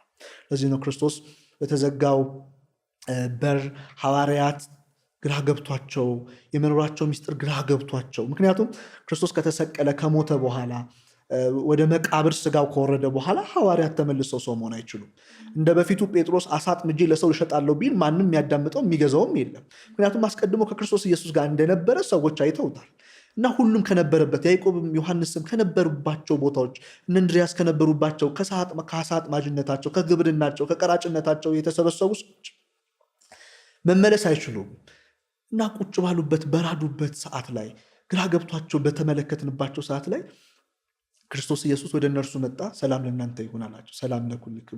ሰላም ለሁላችሁ ይሁን አላቸውና ያንን ሰላም ማግኘት ካልቻልን፣ በዛ ሰላም ውስጥ የማንኖር ከሆነ ህይወታችን መልካም ሊሆን አይችልም። እና ያንን ሰላም ከማጣታቸው የተነሳ እነዚህ ሰዎች ወደ ቅዱሱ መንፈስ ካለመምጣታቸው የተነሳ ደግሞ በኦሪት ዘፍጥረት ምዕራፍ 19 ላይ ሁለቱ መላእክት ሎጥንና ልጆቹን እንዳሉ ወደዛም ተራራ ሽሹና አምልጡ እንዳሉ ሸሽተን የምናመልጥባት ተራራ ቤተክርስቲያን ናት። እናም ካለንበት አሁን ምድር ላይ ከምናየው ከምንሰማው ምድር ላይ እያስተዋልን ካለነው የኃጢአት እጅግ በጣም ከሚያስፈራው ነገር ሸሽተን የምናመልጥበት ቦታ ቤተክርስቲያን ነው። እና ሰዎች ወደ ቤተክርስቲያን ካለመምጣታቸው ሸክማቸውን ካለማራገፋቸው የተነሳ ራሳቸውን እያጠፉ ነው የሚገኙት። እና ራስን ማጥፋት ኃጢአት ነው፣ የእግዚአብሔርን መንግስት አያስወርስም። እና ሰዎች ተገላገልን፣ ቆይ ብንገላገልስ የዘላለማዊ ሞት ነው። በምድር ላይ ብንኖር 30 ዓመት ነው፣ ብንቸገር 20-30 ዓመት 40 ዓመት ነው። ደግሞ እኮ ክርስቶስ የሚሰጥን ምድር የምሰጥንን አይደለም።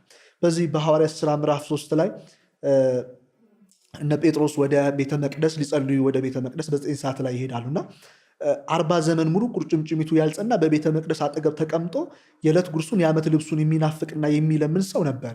በቤተ መቅደሱ ሁል ጊዜ የሚጠይቀው የሚማጽነው የነበረው ገንዘብን ነው። ምክንያቱም የዓመት ልብሱን የሚያገኘው የዕለት ጉርሱን የሚያገኘው በሰዎች ነው። ወደ ቤተ መቅደሱ ገብቶ ጸልዮ አያውቅም። የሚያስፈልገው በር ላይ ቆሞ መለመን ስለነበረ፣ የሚመጸውቱት ሰዎች መጠበቅ ስለነበረ እነዚህ ሰዎች እየመጡ ይሰጡት ነበርና ጴጥሮስ እና ዮሐንስ ወደ ቤተ መቅደስ ሄዱ። ተመለከቱትና እንደ ማንኛውም ሰዎች ሊሰጡት የሚችሉት ወይ ወርቅ ወይ ብር ነው ብሎ ስላሰበ እጆቹን ዘርግቶ ተማጸናቸው። የምትሰጡኝ አንዳች ነገር ስጡኝ አላቸው። እነርሱም አንድ ነገር ተናገሩት። በጣም የሚያስደንቅ ነገር ነው። የምንሰጥህ ምድራዊ ገንዘብና ወርቅ የለንም አሉት። አሁን መንፈሳዊ ዓለም ውስጥ የሚኖሩ ሰዎች የሚሰጡት ወርቅና ገንዘብ አይደለም። አሕዛብም ያደርጉታል። የማያምኑም ሰዎች ያደርጉታል። እግዚአብሔር የለም ብለው የሚያስቡም ሰዎች ያደርጉታል። ሰዎችን በመግደል ኃጢአት በመስራት ውስጥ የሚታወቁም ሰዎች እኮ ሰብአዊነት ይዟቸው ሰዎችን ሊረዱ ይችላሉ አንድ ቀን። ነገር ግን ዓለም የምትሰጠው ይሄንን ነው። እነርሱ ሊሰጡ የሚችሉት ከዚህ በላይ ነው። እና ጴጥሮስ በል በናዝሬቱ በጌታ በኢየሱስ ስም ተነስተ ተመላለስ አሉት። 40 ዘመን ሙሉ ሰዎች የሰጡት ገንዘብና ሀብትን፣ ንብረትን፣ ወርቅን ነው። አባቶቻችን የሰጡት ለሰው ደግሞ ምሕረትን ጭምር ነው። ዓለም የማትሰጠውን ነው የሚሰጠው። ክርስትና ዓለም የሚሰጠውን አለመስጠት ጭምር ነው። ከዛ ከፍ ማለት ነው። እና በምድር ያለ ህይወታችንን ሹሮ በርበሬ ሞላ አልሞላ፣ ማድጋ ሞላ አልሞላ፣ የቤታችን ነገር ሞላ አልሞላ የምንጨነቅበት ህይወት አይደለም። እውነት ለመናገር እዚህ ምድር ላይ ያለነው የሆነውን ያክል ኖረን የሚሆነን የሚበቃንን ያክል ለብሰን አጊጠን በልተን ከዛም ደግሞ መንፈሳችንን እያስብንና ስለ ቅዱሱ ዓላማና መንገድ እየተረዳን ደግሞም ይበልጥ ስለ ነፍሳችን አተኩረን እየጸለይን እየጾምን መንፈሳዊ ነገር እየሰራንና እያደረግን እንድንኖር ነው የተፈጠርነው እንጂ በምድር ላይ ተሰፍተን የምንቀመጠው ነገር የለም። ቀና ማለት አለብን። እስከ መቼ ዝቅ እንደምንል ባይገባኝም እንኳ እስከ መቼ ምድር እንደምናይ እስከ መቼ ምድር ዓለምን እንደምንሸት ባይገባኝም እንኳ ቀና ብለን ነው መሄድ ያለብን። አሁን የተከፈለው ዋጋ ምድር ላይ የሚያስቀር አይደለም። አሁን የተከፈለው ዋጋ ስለ ምድር ብቻ እያሰብን የምንኖርበት አይደለም። አሁን የተከፈለው ዋጋ ከዚህ በላይ የሆነ ነው እና በምድር ላይ ህይወት ሞላ አልሞላ፣ ተሳካ አልተሳካ ራሳችንን ለማጥፋት የምናስብበት አይደለም። ሊከፋን ሁሉ አይገባም። ከዚህ በላይ የሆነ ነገር ነው የተሰጠ። አሁን እኮ ቅድም ብለናል፣ ሐዋርያው ቅዱስ ጳውሎስ እኔ ክርስቶስ እንደመሰልኩ እናንተ እኔን ምሰሉ እንዳለ ክርስቶስን የመምሰል ህይወት ውስጥ የምንኖር ከሆነ ጉዳያችን አይደለም ማለት ነው። አባቶቻችን ንብረት ሳያገኙ ቀርተው አይደለም። ነገስታት እኮ አክሊላቸውን አውልቀው እኮ ዋሻ ገብተዋል፣ ጉድጓድ ውስጥ ገብተዋል እኮ ስለ መጸለይ፣ ስለ ክርስቶስ ፍቅር እኮ ብዙ ተጋድለዋል አባቶች። ጉዳያቸው አይደለም። ንብረትና ገንዘብ ስታገኙ ምንም ጥቅም እንደሌለ ታየዋለች። ቅድም እንዳልነው ንብረት ገንዘብ ያላቸው ሰዎች ራሳቸውን ያጠፉት ንብረትና ገንዘብ ስለሌላቸው አይደለም፣ ሰላም ስላሌለ ተሰማቸው። አማናዊ ሰላምና ፍቅር የሚሰጠው እግዚአብሔር ብቻ ስለሆነ ነው። በምድር ያለ ሁሉም ነገር ይሰለቻል፣ የማይሰለች ምንም ነገር የለም። የማይሰለች የክርስቶስ እቅፍ ብቻ ነው የሚያረጋጋ፣ ሲያቅፍሽ ሰላም የሚሰጥሽ፣ እርጋታ የሚሰጥሽ፣ አፍርሶ እንደ አዲስ የሚሰራሽ፣ ኃጢአተኛ ነሽ ብሎ የማይገፋ የማይጠላ፣ ደግሞ ዳግም እድል የሚሰጥ የሚወድ፣ ትላንትና እኮ እንትና እዚህ ጋር ነበር፣ ትላንትና እኮ ከሊት እዚህ ጋር ነበርሽ የማይል። ሰዎች ትላንትና ባዩን ይገምቱናል፣ ትላንትና ባዩን ይለኩናል። ደግሞ ዛሬ ነጠላ ለበሰች፣ ደግሞ ዛሬ ቤተክርስቲያን ሄደ፣ ትላንት እንዲህ ሲሰራ አይተ ነው። እርሱ እንደዚህ አይል። አባት ነውና ልጆቹን መሰብሰብ ያውቅበታል። የሞተውም ለዚህ አይደል? በደሙ ቀለምነት በሕይወት አንድ ላይ ስሙን የጻፈው በቀራኔው ላይ ተሰቅሎ ንብ አበባን ስታይ እንደምትከብ ሁሉ እኛም እርሱን ከበነው እንድንኖር ያደረገን፣ ከመስቀሉ ስልማልኮ በፍቅሩ አቅልጦ ያኖረን እኮ እርሱ ነው። እሱ እንዲያደረገው ደግሞ በፍቅርና በትህትና እየኖርን እንድንመጣ ነውና በዓለም ላይ ያለ ነገር ሊያጓጓን አይገባም። እንደው የመጨረሻዬም ንግግሬ በዚህ ጉዳይ ላይ እኛ ክርስቲያኖች ነን። ይህ መልስ ነው ሊሆን የሚገባው። እኛ ክርስቲያኖች ነን። ራስን ማጥፋት አይደለም። ቅድም እንዳልኩት በምድር ስላልሆነልን ሁሉ ማኩረፍ የማይገባን ሰዎች ነን። ውዱ ነገር የተከፈለልን ሰዎች ነን። መኪና ስላልተሰጠን ልናማርረው አይገባም። ልጁን ሰጥቶናላ እግዚአብሔር። ቤት ስላልተሰጠን ልናማርረው አይገባም። ከዚህ በኋላም ደግሞ ልናጨበጭብበት የሚችል ትልቅ ስጦታ የለም። የመጨረሻውን ትልቁን ስጦታ ነው የተሰጠን። ይህ ስጦታ ተሰጥቶናልና እንደውም በዚህ አጋጣሚ ለዚህ አይደል ገና ላይ ብዙ ጊዜ የኛ ባህልም ባይሆን ስጦታዎች አሉ። ስጦታዎች ሰዎች ይሰጣጣሉ። ይሄ ኃጢአትና በደል አይደለም። ለሰዎች ጊዜና ሰዓትን ጠብቆ ስጦታ መስጠቱ ክፋት ኖሮት አይደለም።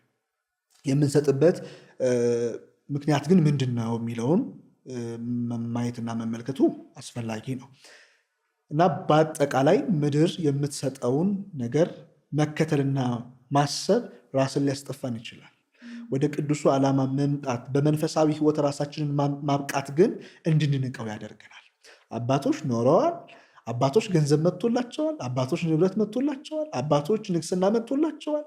ነገር ግን ከቁም ነገር አልቆጠሩም። የተሻለውን የሚታየው በዚህ ምክንያት ነው። ቅዱስ ኢጲፋኖስ የአክሲማሮስ ጸሐፊ ነው እና በገዳም ውስጥ ይኖር ነበረ። አስቀድሞ የአይሁድ እምነት ተከታይ ነበረ። ክርስቶስ ኢየሱስን አውቆ አምኖ በልቡ አምኖ በአፉ መስክሮ ወደ ገዳም ከገባ በኋላ አስኬማ እየሰፉ አባቶች ወደ ገበያ አቅርበህ ሽጥ ይሉት ነበር ቅዱስ ኢጲፋኖስ እና ቅዱስ ኢጲፋኖስ ይህንን ቅርጫት አስኬማዎች ይዞ ከወጣ በኋላ ገበያ ላይ ቅርጫቶቹን ይዞ ከወጣ በኋላ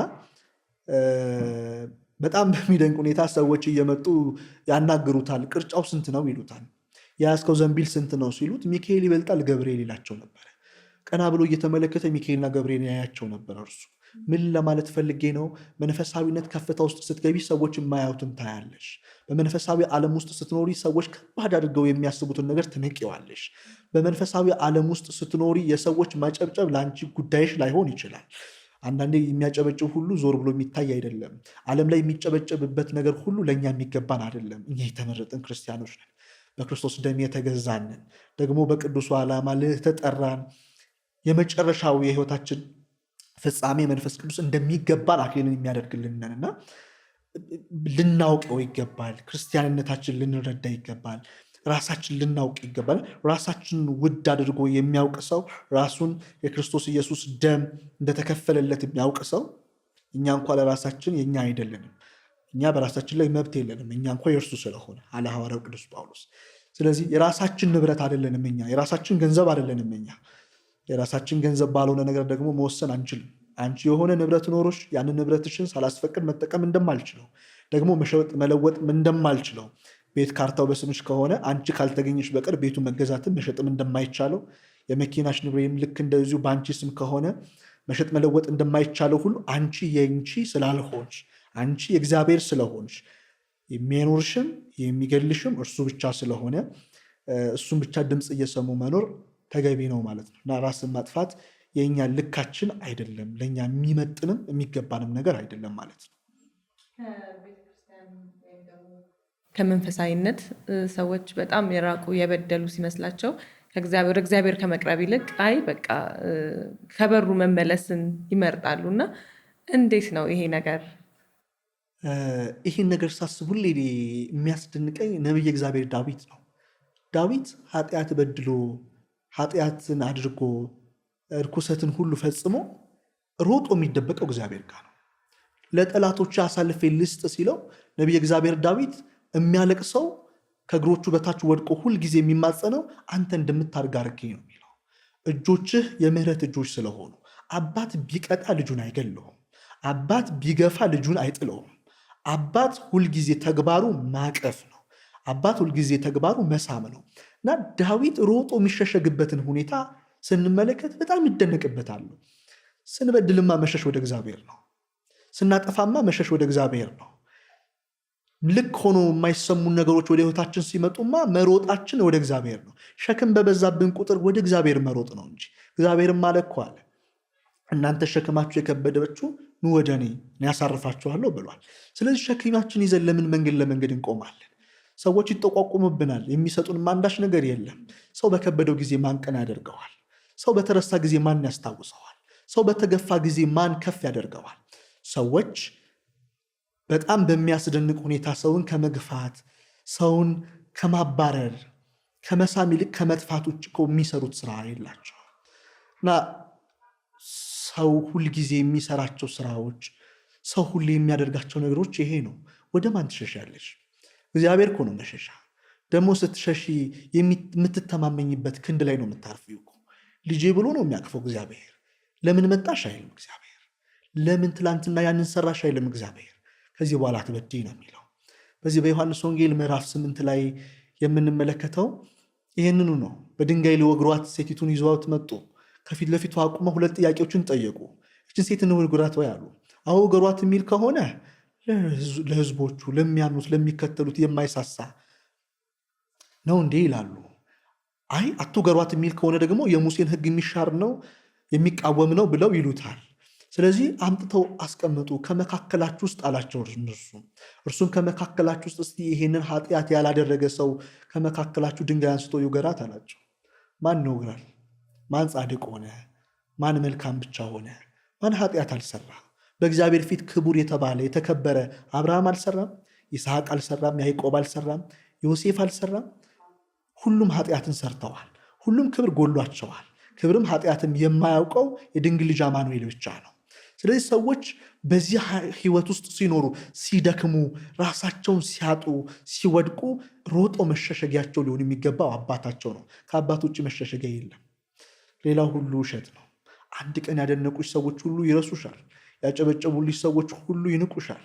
ትላንትና ያለሷ እኮ ነገሮች አይሳኩም የተባሉ ሰዎች እንዳልተፈጠርሽ እንዳልነበርሽ አድርገው ያዩሻል። ስምሽን ሁሉ መጥራት ይጠየፋሉ። ማነች ይላሉ። ትላንትና 5፣ 6፣ 10 በቀን ውስጥ የጠሩሽ የደወሉልሽ ሁሉ ይረሱሻል። ከሞባይላቸው ከምታገኝባቸው ቦታዎች ሁሉ ይሰርዙሻል። መውደቅሽን ሲያዩ፣ ማጣትሽን ሲያዩ ታበያቸው ትጋብዣቸው ከሆነ ይጠሩሻል። ያጣሽ ቀን ደግሞ ትለምነናለች ብለው ይሩቁሻል።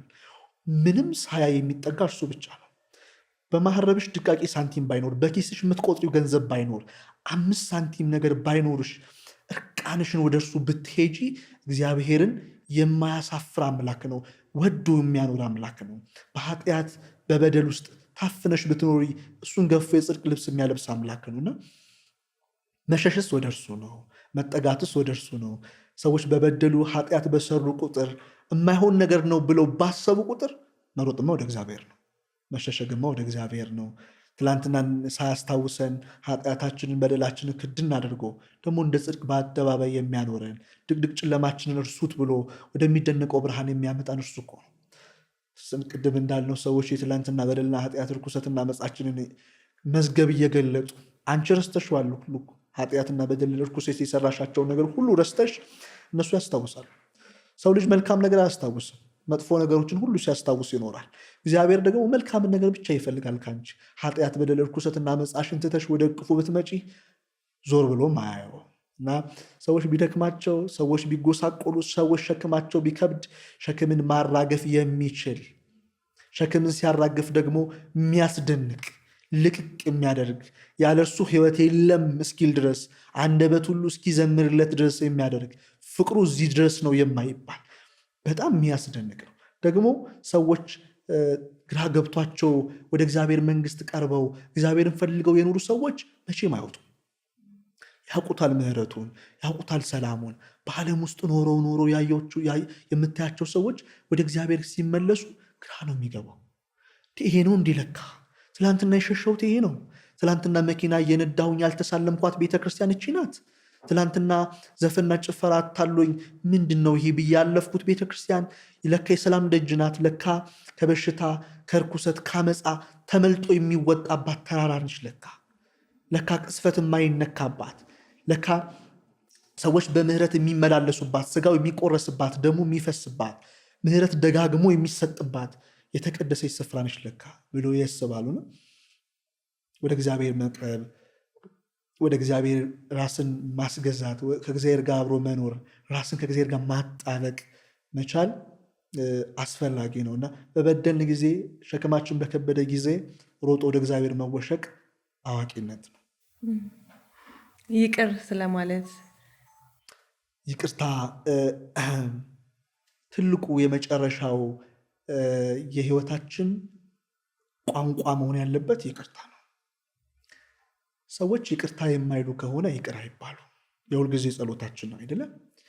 እኛ ይቅር እንደምንል ይቅር በለን የሁልጊዜ ጸሎታችን ነው። እኛ ሰዎችን ይቅር እንላለን፣ አንተ ደግሞ ይቅር በለን።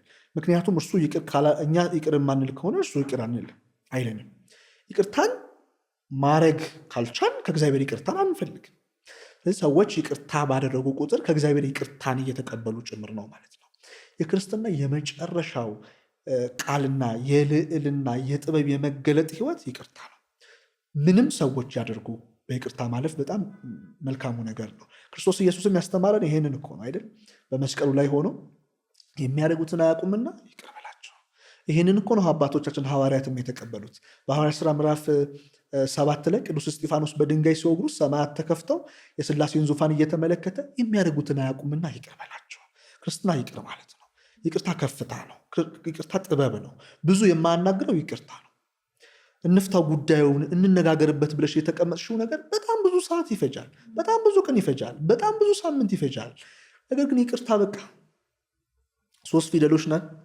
ህይወትን የሚያሰምር ከእግዚአብሔር መንግስት ደግሞ የሚያጣብቅ ቅዱስ መንፈስን የሚያስደስት ነገር ቢኖር በምድር ላይ ይቅርታ ነው እና ይቅርታ ባልን ቁጥር እግዚአብሔር ለእኛ የሚሰጠን ይቅርታም እየዘፋ እየበዛ ይመጣል ማለት እና በይቅር ባይነት መኖር፣ ይቅርታን መልመድ ክርስቶስን መምሰል ነው።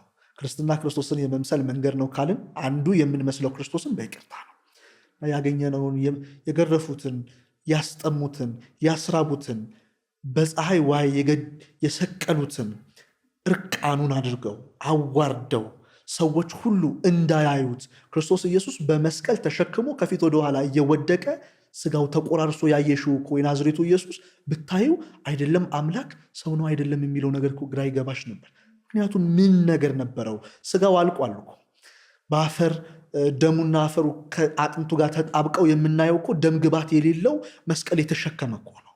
ነገር ግን አምላክነቱ፣ ገናንነቱ፣ ፍቅሩ የምታዩ በይቅርታው ነው።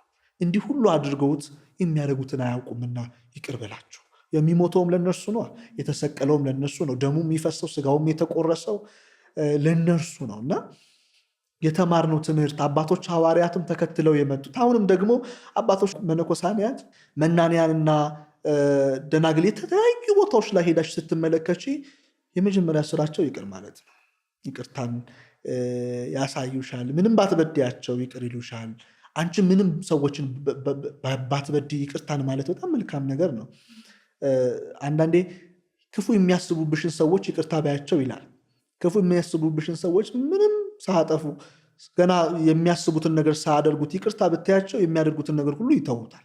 ምን አድርጌው፣ ምን አውቆብኝ፣ ምን ሰርቶ ነው ይላሉና ይቅርታ ክርስቶስን የመምሰል መንገድ ነው ማለት ነው አንዱ። እንግዲህ ያው ብዙ ጊዜ ሰዎች ይሄን ነገር አድርጎብኝማ ይሄን ነገር አድርጋብኝ ከልብ ጋር የማይጣመር ይቅር ማለት ይፈልጋሉ፣ ግን በቃ እሺ የማይላቸው አሉ። እሱን በምን መለማመድ ይችላሉ? ወይስ ይሄንን የሚፈታው ነገር ምንድን ነው ብለህ ታስባለህ? ይህን የሚፈታው ዋነኛ ነገር ምድር ላይ አለመተከል ነው። ሰው ምድር ላይ ዝም ብሎ አያስብ። የምድርን ነገር ብቻ እያሰብን የምንኖር ከሆነ፣ ምድርን ብቻ ሽታ እየማግን የምንኖር ከሆነ ህይወታችን ይበላሻል። ይቅርታ ማድረግም አንችልም። ምክንያቱም መክፈል የምንፈልገውን ክፍያውን በምድር ስለሆነ፣ እንዲያደርጋኝማ ይቅር አልላትም ቆይ አሳያታለሁ የሚለው ሰው እኮ ምድርን ስለሚያስብ ነው፣ ክርስትና ስላልገባው ነው። ቅድም እንዳለው ክርስቶስን መምሰል ከሆነ ይቅር ባይነት፣ ክርስቶስን በመምሰል ውስጥ ደግሞ ህይወት ካለ ህይወትን እያሰቡ ክርስቶስን እየመሰሉ መኖር በጣም አስፈላጊ ነገር ነው። ስለዚህ በይቅርታ ውስጥ መኖር ክርስቶስን መምሰል ነው። ክርስቶስን በመምሰል ውስጥ መኖር ደግሞ የመጨረሻው ጥበብ ነው። በምድር ላይ ምንም ጥበብ የለም። ጥበብ ክርስቶስ፣ ጥበብ እግዚአብሔር ነው አለ ነቢየ እግዚአብሔር ዳዊት። ስለዚህ ጥበብ እግዚአብሔር ከሆነ፣ የመጨረሻው ጥበብ ደግሞ እግዚአብሔርን መምሰል ከሆነ፣ ማግኘት ከሆነ ደግሞ ይቅርታ ማለት ግዴታ ነው ማለት ነው። እና ደግሞ የክርስትና ልዕልና ቅድም ያልነው ነው። ራስን ማጥፋት የክርስትና ልኩ አይደለም። ማጥፋት ማሰብ እንኳ የለብንም። እኛ ክርስቲያኖች ነን፣ ከፍ ያልንን ዋጋ የተከፈለልን እንደምንለው ይቅር አለማድረግ ክርስትና አይደለም። ስለዚህ በክርስቶስ ኢየሱስ ሰው አምኖ ከቅድስቲቷ ቤተክርስቲያን ተጣብቆ የሚኖር ስጋ እንደተቆረሰ ደም እንደፈሰሰለት የሚያውቅ ሰው በምድር ላይ ተተክሎ አይ አላደርግልሽም፣ አደርግልሃለሁ፣ እኔማ ላደርግልህ አልችልም የሚሉ ንግግሮችን እየተናገረ ራሱን መጉዳት እንደሌለበት ማወቅ አለበት ማለት ነው። ስለዚህ በምድር ላይ መተከል አስፈላጊ አይደለም። ነገን እያሰቡ ይቅርታ እንድታደርግልኝ እፈልጋለሁ ብሎ ሰዎች ሲጠይቁ ይቅር አድርጌልሃለሁ። ምክንያቱም እኛ በድለናል። ሰዎችን ላንበድል እንችላለን፣ እግዚአብሔር ግን የበደልነው ብዙ ነገሮች አሉ። ስለዚህ በምድር ላይ ያሉ ሰዎችን ይቅር ስንል በሰማይ ያለ አምላካችን እኛን ይቅር ይልናል ማለት ነው። ይቅር ማለት በነገራችን ጥቅምም ጭምር ነው። በምድር ላይ ይቅር ስንል በሰማይ ያለ የኃጢአትና የበደል መዝገባችንን እየሰረዝን ስለሆነ በምድር ላይ ያሉ ሰዎች እንደውም ይቅርታ ባይሉንም የበደሉን ሰዎች ይቅርታኛ ብንላቸው ቆንጆ ነው።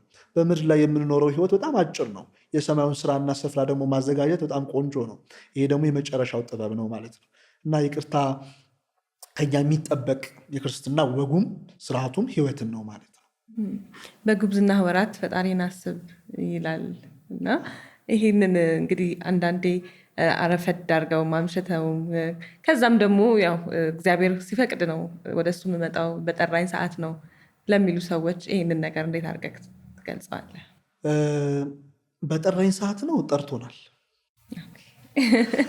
በጠራን ሰዓት ነው የሚባል ጥሪ የለም። አሁን በክርስቶስ ኢየሱስ አምኖ ሰው በልቡ በአፉ ከመሰከረ በኋላ ሴት ልጅ በ80 ቀን ወንድ ልጅ በ40 ቀን በቤተ ክርስቲያን ውስጥ የሥላሴ ልጅነትን ካገኙ በኋላ ተጠርተዋል ማለት ነው።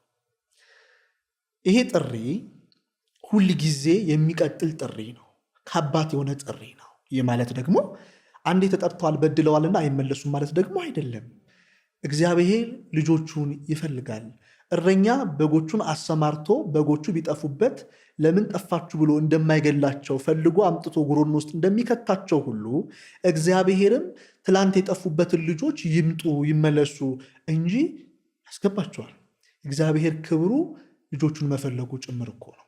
እና እግዚአብሔርን የሚተማመን እግዚአብሔርን የሚያምን ሰው አሁን ተጠርቷል። መች ይጠብቃል? ከእርሱ የተለየ ህይወት ደግሞ ኖሮ የትኛው ሊያምርብን፣ የትኛው ሊደምቅ? ቆይ ትንሽ ይቀረኛል ዕድሜ። የትኛው ዕድሜ? አንደኛ መቼ እንደምንጠራ አናውቅም። ዛሬ ተገኝተን ነገ ላንኖር እንችላለን። ትላንትና ሰላም ያልናቸው ሰዎች እኮ ዛሬ የሉም። ትላንት ጠዋት ሰላም ብለናቸው ዛሬ ጠዋት ስንነሳ ሰላም ያልናቸው ስንመለስ ወደ ሰፈራችን ሞተ እኮ አይተናቸዋል። እንትና እኮ ትላንትና ቀብሩ ነበር እንደ ያረ ከትላንት ወዳይቸው ነበር እኮ ብለናል። እና የጥሪያችን መቼ እንደሆነ አናውቅ። ስለዚህ ሁሌ ተጠርተን እየኖርን ያለ ነው። ሰው ልጅ የሥላሴ ልጅነትን ካገኘ በኋላ የክርስቶስን ስጋና ደም በልቶ ጠጥቶ ክርስቶስ በሱ ውስጥ መኖር ከጀመረ ሰዓት ጀምሮ ቤተክርስቲያን የሥላሴ ልጅነትን ሰጥታ ሚስጥራትን ፈጽሞ ከኖረ በኋላ አንድ ሰው ተጠርቶ እየኖረ ነው ማለት ነው። እና እድሜ የትኛው እድሜ ላይ ወደ ክርስትና መምጣት አለብኝ እንዳልነው ሴት ልጅ ከ80 ወንድ ልጅ ከ40 ቀን ከዛ ከልጅነት ከተጠራንባት ሰዓት ጀምሮ ወደ ህይወታችን ከመንፈሳዊ ህይወት መውጣት የለብን። ከወጣንስ ታዲያ እንዴት ነው የምንመለሰው? ከሆነ ነው እሱ ህይወት ሊሆነን የሚችለው። ምክንያቱም ሰዎች ወጥተው በክርስትና ሕይወት ውስጥ ኖረው ሊወጡ ይችላሉ፣ ሊበድሉ ይችላሉ። በኃጢአት በርኩሰት ውስጥ ልናገኛቸው እንችላለን። ኃጢአትና በደል ርኩሰት ውስጥ ኖረናልና ግን አንመለስም ማለት አይደለም። እናንተ ኃጢአትና በደል እኮ ሰርታችኋል፣ ወደ እኔ እንዳትቀርቡ አይልም እግዚአብሔር። እግዚአብሔር እኮ የሚያነጻ አምላክ ነው። ደግሞ በዚህ የታወቀ ጌታ ነው። እኛ የምናመልከው አምላክ አቃፊ አምላክ ነው። እኛ የምንገዛለት ንጉሥ ሁልጊዜ በየአደባባዩ በምንገኝባቸው ቦታዎች ብንመሰክር ብንናገርለት ሁሌ የሚያኮራን አምላክ ነው። የምንደምቅበት አምላክ ነው። እና እንደው ቆይ ጊዜ ገና ነው ካልን አላውቅም። እኔ ተናግረን የምንሰማው በክርስቶስ ኢየሱስ ስንሆን ነው። ሰዎች ክርስትና ሕይወታቸው መንፈሳዊ መገለጣቸው መልካም ሲሆን ነው ተናግረው የሚሰሙት። በጣም ብዙ እኮ በክርስትና ሕይወት ውስጥ የሌሉ ፒኤችዲ ያላቸው ፕሮፌሰሮች እኮ አሉ። በጣም ብዙ ሪሰርቾችን የሰሩ ሰዎች አሉ። ዓለም የሚያውቃቸው ሰዎች አሉ። ንግግራቸውን እኮ ለደቂቃዎች የማታዳምጫቸው ሰዎች አሉ። ብዙ የሚያወሩት የምትያቸው ሰዎች አሉ። ደግሞ ምንም ትምህርት ተምረው የማያውቁ ሰዎች መንፈስ ቅዱስ ከጸጋ ግምዣ ቤቱ የሰጣቸው ክርስቶስ ኢየሱስን በሚያስደንቅ ሁኔታና መገለጥ የሚናገሩ ደግሞ ሰዎች አሉ። እነዚህ ሰዎችን ምንድን ነው ትልቁ ነገር የምትይ ከሆነ በመንፈሳዊ ሕይወት ውስጥ ስለሚኖሩ ነው። ስለዚህ በመንፈሳዊ ዓለም ውስጥ መኖር ዓለማዊ የሚባሉ ሰዎችን መብለጥ ጭምር ነው። የሚደመቀው በክርስቶስ ነው። ለብሰን ያጌጥነው በእርሱ ነው። ያማረብን በእርሱ ነው። ስለዚህ ሰዎች ከቤተ መንፈሳዊነት ከወጣን በኋላ እንደው ደምቀን አንለብስም። እንዲህ ያማረብን በክርስቶስ ነው። እንደው መንፈሳዊያን ስንሆን ነው ያማረብን። ሰዎች ቦታ የሰጡ ለዛ ነው። አንድ በጣም በዓለም ውስጥ የጠፋ ሰው እንደው ጭፈራ ቤት የምታገኙ ሰው የ70 ዓመት ሽማግሌ 70 ዓመት ሽማግሌ እኮ አንቱ አትዩ አይደለ? የ20 ዓመት የ30 ዓመት ሰዎች ሲያገኙት እንዴት ነህ ምናምን ብለው ነው የሚያልፉት። ለምንድን ነው አንቱታ የተከለከለው? አይሽ መንፈሳዊነት እኮ አንቱታ ይሰጣል። ጭምት መሆን አንቱታን ይሰጣል። በጭምትነት ውስጥ መኖር፣ በመንፈሳዊ ስርዓት ውስጥ መኖር ራሱ ክብርን ይሰጣል። መንፈሳዊ ዓለም ውስጥ መኖር ብዙ የሚሰጣቸው ነገሮች አሉ። በተለይ በዚህ ዘመን አባቶቻችን ተዋርደውበታል፣ ተገድለው ተገርፈውበታል፣ ቁልቁል ተሰቅለውበታል።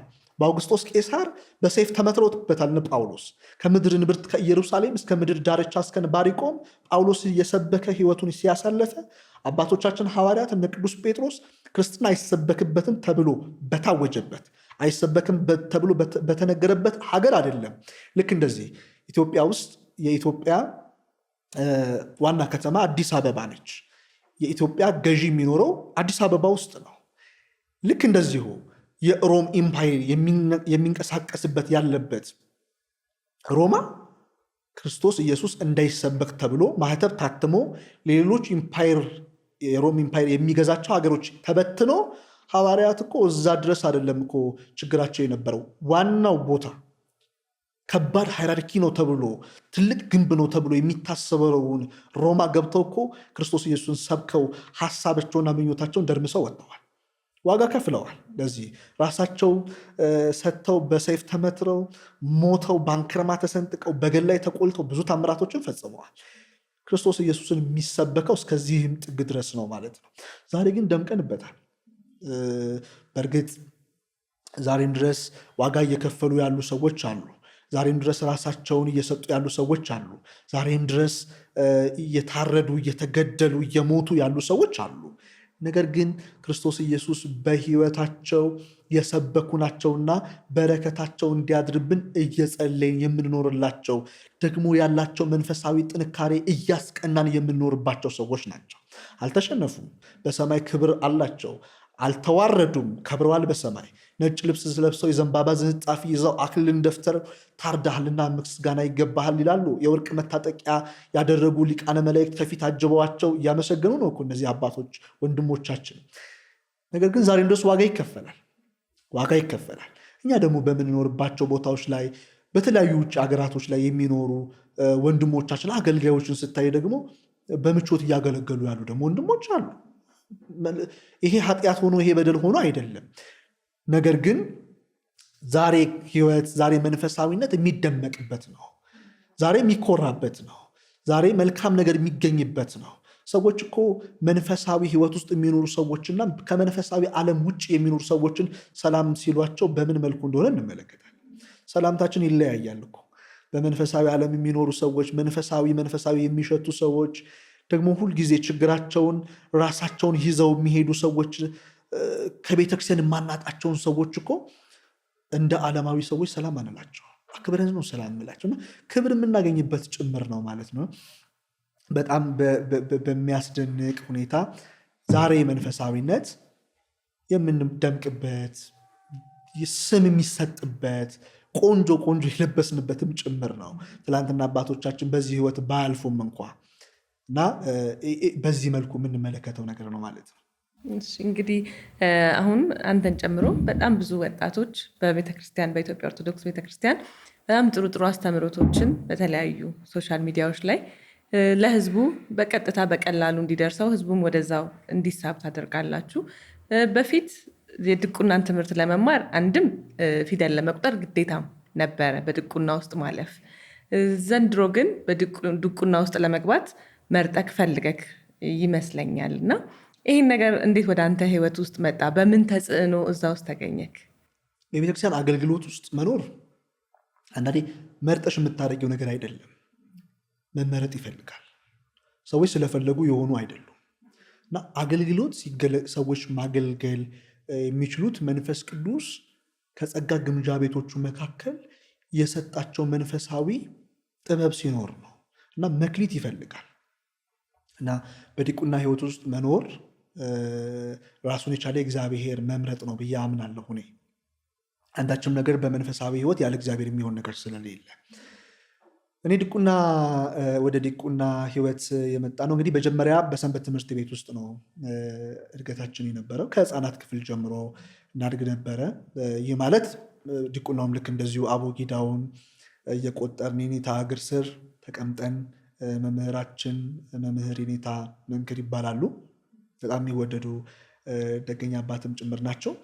ከእሳቸው እግር ስር ቁጭ ብዬ ነው የተማርነው። ሰንበት ትምህርት ቤት አገልግሎት ነው የመጀመሪያው ህፃናት ክፍል ውስጥ በማደግ ያ ነገር ደግሞ ከፍ የሚል ነገር እንዲኖርሽ ትፈልጊያለሽ። መንፈሳዊ ቅናትም ስለምትቀኝ ዲያቆናቱ ለሚስጥር ሲፋጠኑ ስታይ፣ ለተልእኮ ሚስጥር ሲፋጠኑ ስታይ፣ አገልግሎታቸውን ከፍ አድርገው ሲያገለግሉ ስታይ፣ ሲቀድሱ፣ ሲሰብኩ፣ ሲዘምሩ ስታይ ወደዛ ህይወት መምጣት ትፈልጊያለሽ እና ሰንበት ትምህርት ቤት ህፃናት ክፍል ካደግን በኋላ ወደ ዲቁናው ሄደን ለዲቁና የሚያበቁ ትምህርቶችን ደግሞ ተምረን ዲቁናን ተቀብለን እግዚአብሔርን በተሰጠን ጸጋ በተሰጠን መክሊትና ሀብት ደግሞ እግዚአብሔር ራሱ እናገለግልበታለን።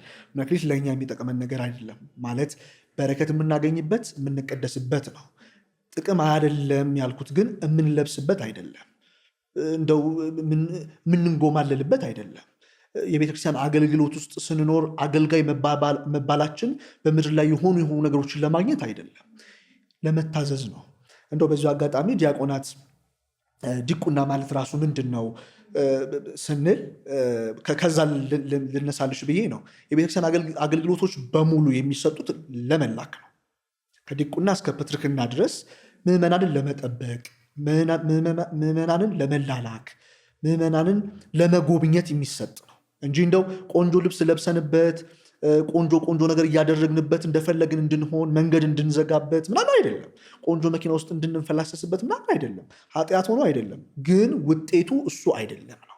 በቤተክርስቲያን አገልግሎት ውስጥ ስንኖር የምንኖርበት የህይወታችን መንገድ ወይም ደግሞ እግዚአብሔር መንፈስ ቅዱስ ከጸጋ ግምጃ ቤት ውስጥ የሰጠን መክሊቶች የምንቀበለው ለማገልገልና ለማገልገል ብቻ ነው እና ዲያቆን ማለት ለምሳሌ በግሪክ ነው። ዲያቆን ማለት ተላላኪ፣ ታዛዥ ማለት ነው እና በሐዋርያት ሥራ ምዕራፍ 6 ላይ ነው የመጀመሪያው ዲያቆናት አባቶቻችን ሐዋርያት የሾሙት። ምክንያታቸውም የነበሩት ሐዋርያት ተበትነው በብዙ ቦታዎች ላይ የእግዚአብሔርን ቃል እያስተማሩ የጠፉትን ወደ እግዚአብሔር መንግስት ለማምጣት ያሉትን ለማጽናት በሚያደርጉባቸው ቦታዎች ላይ ሀገረ ስብከታቸው እየሄዱ በሚያስተምሩባቸው ወቅት ላይ ምዕመናን ከመብዛታቸው የተነሳ ቅዱስ ሉቃስ ሐዋርያት ሥራን ሲጽፍ ከህዝቡ ጥቂት ሲቀር አመነ፣ ህዝቡ የከተማው ህዝብ በሙሉ ወደ እግዚአብሔር መንግስት መጣ እያለ ይጽፋልና በጣም ብዙ ህዝብ እጅግ በጣም ብዙ ህዝብ ይከተላቸው ስለነበረ የእግዚአብሔር መንግስት በልባቸው እያሳመኑ ባፋቸው እያስመሰከሩ ክርስቶስ ኢየሱስን አምላክ አድርገው እንዲያምኑ ብዙ የማያምኑትን ሰዎች አህዛብን ይመልሷቸው ስለነበረ እና ምዕመናን ደግሞ ከመብዛታቸው የተነሳ እንደ ልባቸው ሐዋርያትን ማግኘት ስለማይችሉ ስለነበሩ ከምዕመናን ጋር ያላቸውን ኮኔክሽን ለማጠናከር ሐዋርያት ዲያቆናትን ሾመዋል። እና ዲቁና ሐዋርያትን ጋር ምዕመናንን ለማገናኘት፣ ምዕመናንን ለመታዘዝ፣ የሚፈልጉትን ነገር ለማዳመጥ የተሰጠ አገልግሎት ነው ማለት ነው። እና በቤተክርስቲያን ውስጥ ዲያቆናት ሊያደርጉት ከሚችሉትና ዋነኛ አገልግሎታቸውም የተሰጣቸውም ትልቁ የዲቁና ሲመታቸውም ዋነኛና ትልቁ ጉዳይ ህዝብን ለማገልገል ለመታዘዝ ነው ማለት ነው። ህይወት እስካሁን በመጣህበት መንገድ ህይወት ምን አስተማረክ? የህይወት ይህን አስተማረን ብለን ልንናገርና ልንደፍር የምንችልበት እድሜ ላይ ባንደርስም እስካሁን ደረስክበት ወይም የገረመ ነገር ምንድን ነው? በዓለም ላይ የምትገረሚባቸው ብዙ ነገሮች አሉ። ነገር ግን በመንፈሳዊ ህይወት ውስጥ ስትኖሪ፣ በተለይ ደግሞ በዚህ በሶሻል ሚዲያ ላይ አገልግሎት ስታገለጊ የምትማሪያቸውና የምታያቸው በጣም ብዙ ነገሮች አሉ። ሁለት ተቃራኒ ሰዎች ያጋጥሙሻል። አንዳንድ ሰዎች ይደውሉልሽና ወይም ደግሞ በምታገለግይባቸው ፕላትፎርሞች ወይም በምታገለግይበት ደብር ላይ ይመጡና ንብረት አለኝ፣ ገንዘብ አለኝ፣ ግን ምንም ሰላም ሊሰማኝ አልቻለም የሚል ሰው አለ። ተቃራኒው ደግሞ በቃ እኔ ቤተክርስቲያን ይሄዳለው፣ ቤተክርስቲያን ነው የምውለው፣ ነገር ግን በቃ ምንም ድቃቂ ሳንቲም የምቆጥረው ገንዘብ የኔ የምለው ሀብትና ንብረት የለኝም ብሎ ደግሞ የሚያማረር ሰው አለ። እነዚህ አይነት ሰዎችን እየተመለከትሽ እያየሽ እግዚአብሔር ደግሞ ምን ያህል ታጋሽና ቸር እንደሆነ ሁሉ እየተመለከትሽ ትሄጃለሽ እና በህይወትሽ ውስጥ የምታያቸው በህይወት ውጣ ውረዶች ውስጥ የምታገኛቸው በአገልግሎትሽ ውስጥ ይበልጥ ደግሞ የምትመለከቻቸው ነገሮች ብዙዎቹ የእግዚአብሔር መሐሪነትና ቸርነት እጅግ በጣም የሚያስደንቅሽ እንደሆነ ትመለከቻለሽ። አንዳንዶቹ ደግሞ ታሪካቸውን ሲያጫወቱ ሲነግሩሽ ካሉበት እንዴት እንደመጡ ትላንት ማን እንደነበሩ ዛሬ ደግሞ ያሉበትን ቦታ ስታይ ማመን እስኪ ከብድሽ ድረስ እውነት ሰው ከዛ መምጣት ይችላል እንዴ እስክትይ ድረስ የሚያደርግሽ ነውና እግዚአብሔር መንፈስ ቅዱስ በቃሉ ብቻ ተምረን እንድናስተምር ብቻ ሳይሆን የሰዎችን ህይወት አይተን ጭምር የሰዎችን ህይወት እንድንቀይር ፈልጎ እጅግ በጣም ብዙ ነገሮችን ተመልክቻለሁ እንደራሴ እና በዚህ ፕላትፎርሞች ላይ ብዙ ሰዎች ብዙ ጭንቀት ችግር ያለባቸው ችግርና ጭንቀታቸው ግን ለአንዱ ጭንቀት የአንዱ ስኬት የአንዱ ጭንቀት የሆነበት ነገር ትመለከቻለሽ እና በህይወት ውጣ ውረዳችን ውስጥ እንግዲህ አሁን እስካሁን ከኖርንባት የህይወት ውጣ ውረድ ውስጥ የተመለከትነው ያየሁት ነገር የእግዚአብሔር ቸርነትና ምሕረቱን ጠብቆቱን ምን ያህል እግዚአብሔር መንፈስ ቅዱስ እኛን ከሞት ከተማሱብን ከተቆፈሩብን ጉድጓዶች እና ሞቶች እንዴት እንዳስመለጠን እኛን እንዴት መርዶኪዎስ እንዳስደረገን በጣም ብዙ ሐማዎቻችንን በራሳቸው እንጨት ላይ እንደሞቱ በራሳቸው ጉድጓድ ውስጥ ገብተው እንደቀሩ ቢያሳየን እጃችንን ባፋችን ላይ እንጭን ነበር እና መንፈስ ቅዱስ እንዴት ልጆቹን እንደሚጠብቅ የክርስቶስን ምርኮች እንዴት አድርጎ ለመንፈሳዊ ዓላማና ጥሪ እንደሚያበቃና እንደሚያደርሳቸው በትንሽም ጊዜና በትንሽም አገልግሎት ቢሆን ተምሬበት አይቼበታለሁ።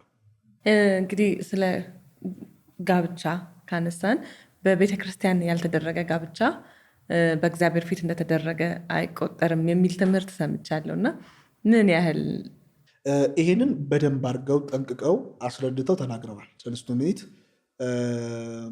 በደንብ አድርገው ተናግረዋል። ከቤተክርስቲያን ውጭ የሆነ ጋብቻ የበቅሎና የፈረስ ነው ብለዋል። ከቤተክርስቲያን ውጭ ያለ ጋብቻ አይፈቀድም። ሰው ክርስቲያን ከሆነ ቅድም ብለናል አይደል? መንፈሳዊ እድገት ጋብቻ በራሱ ተጋድሎ ነው። ተጋድሎ ደግሞ ጭፈራ ቤት አይጀመርም። ይሄ ነው ሰዎች ማወቅ ያለብን ብዬ የማምነው እሱ ነው። ትዳር የሚጀመረው ወይም ትዳር ውስጥ ሰው የሚገባው በተጋድሎ ለመኖር ነው። ሰው ክርስቲያን በሁለት መልኩ ይኖራል። ወይ በድንግልና መንኩሶ ወይ ደግሞ አግብቶ።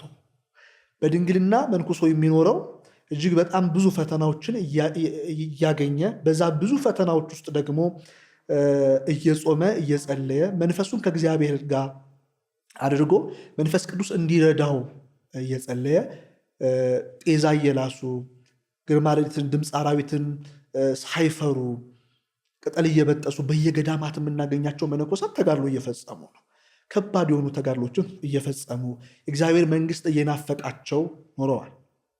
ለዚህ ነው ቅዱስ ኤፍሬም ሶርያዊ አሁንም አማን መነኑ ሰማዕት ጣዕመ ለዛ ዓለም ወካወ ደሞሙ የሚለው ሰማዕታት በእውነት ሰማዕታት መሪር የሆነን ሕማም ከባድ የሆነን ሕማም ታምመዋል። ደምን አዝርተዋል። በምድር ላይ ተንቋሸዋል። ዓለም ጠልቷቸዋል። ሰዎች ሁሉ የማይረቡ ናቸው ብለዋቸዋል። ነገር ግን ለምንድን ነው እንደዚህ አይነት ነገርን ያደረጉት ብለን ካሰብ በእንተ መንግሥተ ሰማያት ተሳለነ፣ በፊታቸው መንግሥተ ሰማያት ተስላባቸው፣ በፊታቸው መንግሥተ ሰማያት እየታየቻቸው በእውነት አማን፣ በእውነት መነኮሳቱ፣ በእውነት አባቶቻችን በገዳማት ውስጥ ተጋድለዋል፣ ተጋድሎንም ፈጽመዋል። ሁለተኛው ተጋድሎ የትዳር ተጋድሎ ነው። ስለዚህ ምንኩስና ሰዎች የሚቀበሉት ከቤተ ክርስቲያን ነው አይደለም። ሰዎች መንፈሳዊ ሕይወት የሚኖሩት ምንኩስናን የሚጀምሩት በቤተ ክርስቲያን ከሆነ ተጋድሎ ነው። ትዳርም ደግሞ አንዱ ተጋድሎ ነው ብለን ካልን የሚጀመረው ጭፈራ ቤት ሊሆን አይችልም ማለት ነው። የሚጀመረው ቤተክርስቲያን ውስጥ ነው። ተጋድሎ የሚባረከው ሪቫን የሚቆረጠው የተጋድሏችን የመጀመሪያው ሪቫን የሚቆረጠው እንግዲህ በቤተ ክርስቲያናችን ውስጥ ነው ማለት እና መንፈሳዊ ጋብቻ በመንፈሳዊው እና በቅዱሱ ቦታ መከናወን አለበት። አንዳንዴ አሁን የምንመለከታቸው የምናያቸው ቦታዎች አሉ። መንፈሳዊ ጋብቻ ያልሆኑ አባቶች የሚገኙባቸው ቦታዎች እናገኛለን። ያ ትክክል አይደለም። እንደው በዚሁ ላይ ጠንከር አድርጌ መናገር የምፈልገው እሱ ነው። ኢትዮጵያ ቤተክርስቲያን የተዋህዶ ልጆች ሁሉ ሊያደርጉት የሚገባው ወይም ስርዓተ ጋብቻን ሲፈጽሙ ወይ በስርዓተ ተክሊል ወይ በስርዓተ ቁርባን ሊፈጽሙ ይገባል። ታዲያ አሁን አልፎብናል። እኛ ይህን ትምህርት ከሰማን በኋላ ነው ያወቅነው ለሚሉ ደግሞ ቤተክርስቲያን አሁንም አልረፈደም፣ እንደገና መጋባት ይችላል።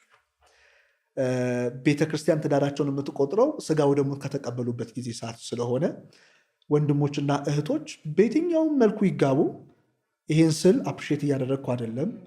እንደፈለጋቸው ከተጋቡ በኋላ እንደፈለጋቸው ከሆኑ በኋላ ወደ ቤተክርስቲያን ሄደው ደግሞ የፈለጉትን ነገር ያድርጉ እያልኩ ሳይሆን ትምህርቱ ሳይገባቸው አስቀድመው በመንፈሳዊ ዓለም ውስጥ ሳይኖሩ ይሄ ነጋሪ ሳይኖራቸው ቀርቶ ያደረጉት ጋብቻ ከሆነ እህቴና ወንድሜ እንደገና መጥተው በቤተክርስቲያን ውስጥ መጋባት፣ ስጋውን መብላት፣ ደሙን መጠጣት ይችላሉ ማለት ነው። ቤተክርስቲያን የምታውቀውን ሕይወት መጀመር ይችላሉ ማለት ነው።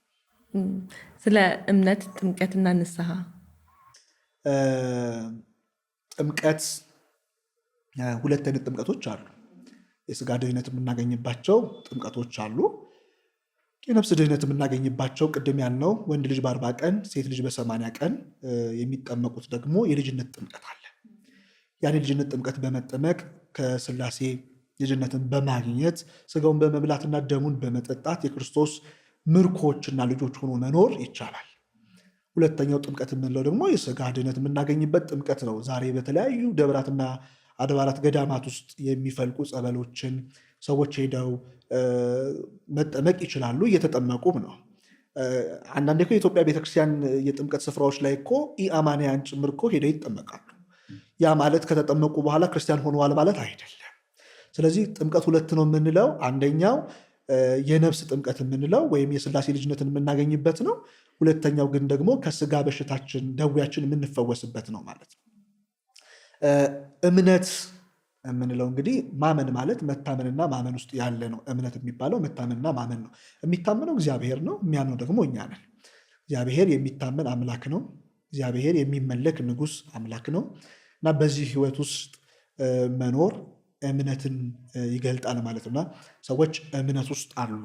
የኢትዮጵያ ኦርቶዶክስ ተዋሕዶ እምነት ተከታይ ናቸው ወይም ሃይማኖት ተከታይ ናቸው ስንል ሁለቱ የየራሳቸው ትርጓሜ አላቸው። በተለያዩ አንግሎች ነው ኤክስፕሌን የምናደርገው። የመጀመሪያው እምነት የምንለው የምናምነው ነገር ነው። እምነት የምንለው የምናምነው ነገር ነው። የምናምነው በክርስትና ሕይወት ውስጥ የምናምነው ማንን ነው? አብ፣ ወልድ፣ መንፈስ ቅዱስ አንድ አምላክ ነው። ሶስትነትን ሳንለይ አንድነትን ደግሞ ሳንቀላቅል በሶስትነትና በአንድነት የምናመልከው ማለት ነው።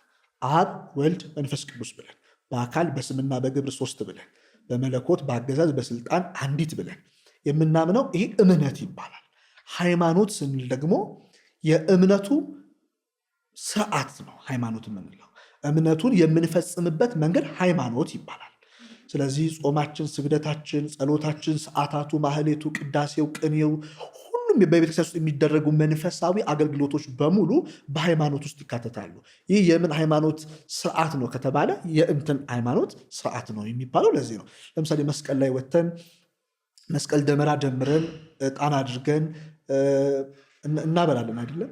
ጥምቀትንም ልክ እንደዚሁ ሄደን ተጠምቀን እንመለሳለን። እነዚህ ነገሮች በሙሉ ስርዓቶች ናቸው። እነዚህ ስርዓቶች ደግሞ ሃይማኖትን ይገልጻሉ ማለት ነው። የኢትዮጵያ ኦርቶዶክስ ተዋሕዶ ቤተክርስቲያን ሃይማኖት ተከታዮች ናቸው የሚያስብለው ይሄ ነው ማለት ነው። እና በእምነት ውስጥ ያለ ስርዓት ሃይማኖት ተብሎ ይጠራል ማለት ነው። እና ይህን ይመስላል። ንስሐ ሰዎች ምን ያህል ጊዜ ንስሐ እንዲገቡ ተፈቅዶላቸዋል? ስለ ንስሐስ? ንስሐ ሰዎች አዲስ አድርጎ የሚሰራ ነገር ነው። እንደ ሁለት ነገሮችን እዚህ ውስጥ እንመልከት። ንስሐ እንደ አዲስ የሚያጥብ የበደል ሳሙና ነው። ንስሐ እንደ አዲስ የሚያጥብ የበደል ሳሙና ነው። ሰዎች በኃጢአት በበደል በርኩሰት ውስጥ ሲጨቀዩ እንደ አዲስ ለመሆን ንስሐ መግባት ይችላሉ፣ ወይም ደግሞ ግዴታቸው ይሆናል።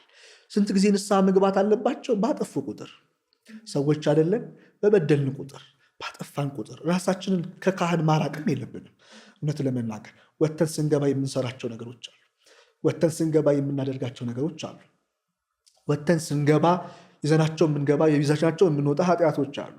ስለዚህ ሁል ጊዜ ራስን ከካህን ማራቅ አስፈላጊ አይደለም። ሁል ጊዜ ካህን ራስን ማሳየት ማለት በሌላ አነጋገር ንስሐ መግባት ማለት ነው። ንስሐ በመግባት ውስጥ ሁልጊዜ ራሳችንን አብዴት ማድረግ ይኖርብናል። ምክንያቱም ቅድም እንዳልነው ክርስትና ማለት ክርስቶስን በመምሰል ውስጥ የምንሄድበት የህይወት ጎዳና ከሆነ የህይወት ጎዳና ውስጥ ደግሞ መውደቅ አለ፣ መነሳት አለ። ያልወደቀ ማንም የለም። አብርሃም ወድቋል፣ ይስሐቅ ወድቋል፣ ያዕቆብ ወድቋል፣ ዮሴፍ ወድቋል። አበይት የሚባሉ ነቢያት መካከል ያልበደለ በሐዲስ ኪዳን ብንመጣ ያልበደለ የለም እኮ።